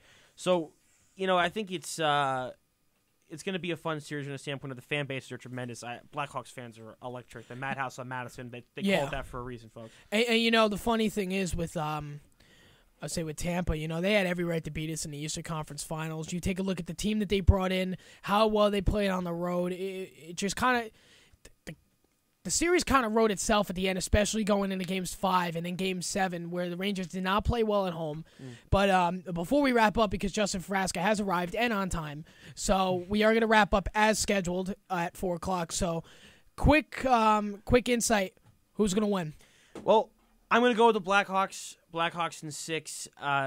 Chicago, they got the pedigree. They've been there. They've gone deep in the playoffs several times. Been a real blast to watch this team over the last couple of years. I think they're going to cement themselves as a true dynasty in the NHL this year with a win over Tampa Bay. For me, too much Patrick Kane, too much physicality for Tampa, and it's just going to come down to Corey Crawford or Ben Bishop having to make more saves. And Crawford's been inconsistent, but I'll put my money on him. He's won a cup before. So Blackhawks in 6, Sean. I'm going to go around the same for you. Maybe Blackhawks 6, maybe 7, because I said it before. The Western Conference, I feel, is so much better than the East, to the point where when you get to these finals matchups, they show why. Chicago had done it before against Boston. LA has done it against both New Jersey and New York. It's one of those things where the Western Conference is such a tougher division that you do see 7-game Western Conference Finals every single year, and you see those high-anticipated second-round matchups. And Chicago's a team where offensively and defensively are amazing. Corey Crawford is an absolute beast in the net. You have guys like Patrick Kane, it was all over the place. I believe this postseason he's got 10 goals, 10 assists. Yeah, absolutely on fire. It's going to be hard to make a case for either one of them. Taves and Kane have both won Conn Smythe trophies in the 2 Stanley Cup victories for Chicago, and you could certainly make an argument for one of the two of them to win again this year, and absolutely. They've been tremendous. And don't get me wrong, on the other side with Tampa, Tyler Johnson's been a beast this postseason. 12 goals, leading the NHL. Steven Stamkos has been there every step of the way. Killorn has been there in every situation where he needed to be great. Tampa's got a right to be in this final, but in my opinion, it's Blackhawks in 6 for me as well. I can't see Tampa going in after a 10-year drought of winning the Stanley Cup, going in against an experienced team like this Blackhawks team. Yeah, and the Lightning had talked about that. They've been asked a lot of questions. I was watching NHL Media Day yesterday at the finals and the NHL Network, and they've asked Steven Stamkos, a lot of other members of the team, you guys aren't experienced in this setting. They've downplayed it, and you can't. They shouldn't be doing anything else, really. That's the right way to handle it. But I just think Chicago's too much for him, too much Patrick Kane, too much experience, and they're just going to after him. And I think it's 1-1 after the first 2 and 2-2 after 4. Then the Hawks will grab control and then the Madhouse on Madison. Yeah, so we'll see how that shapes up tonight. Game 1 of the Stanley Cup Finals in Tampa. Tampa Bay Lightning hosting the Chicago Blackhawks. First one of 4 wins the Cup. NBA Finals tomorrow. Cleveland Cavaliers versus the Golden State Warriors. That's going to wrap up SMC Sports today. Nick, I appreciate you joining me in the studio. Thanks for having me, Sean. More than welcome anytime. Tons of fun. Thank you. Yep, more than welcome anytime, especially next week when maybe we still have some Stanley Cup Finals coverage or we can talk about a new champion. Absolutely. So, in the meantime, we will see you guys next week on SMC Sports. Justin Frasco with Tropical Storms is up next.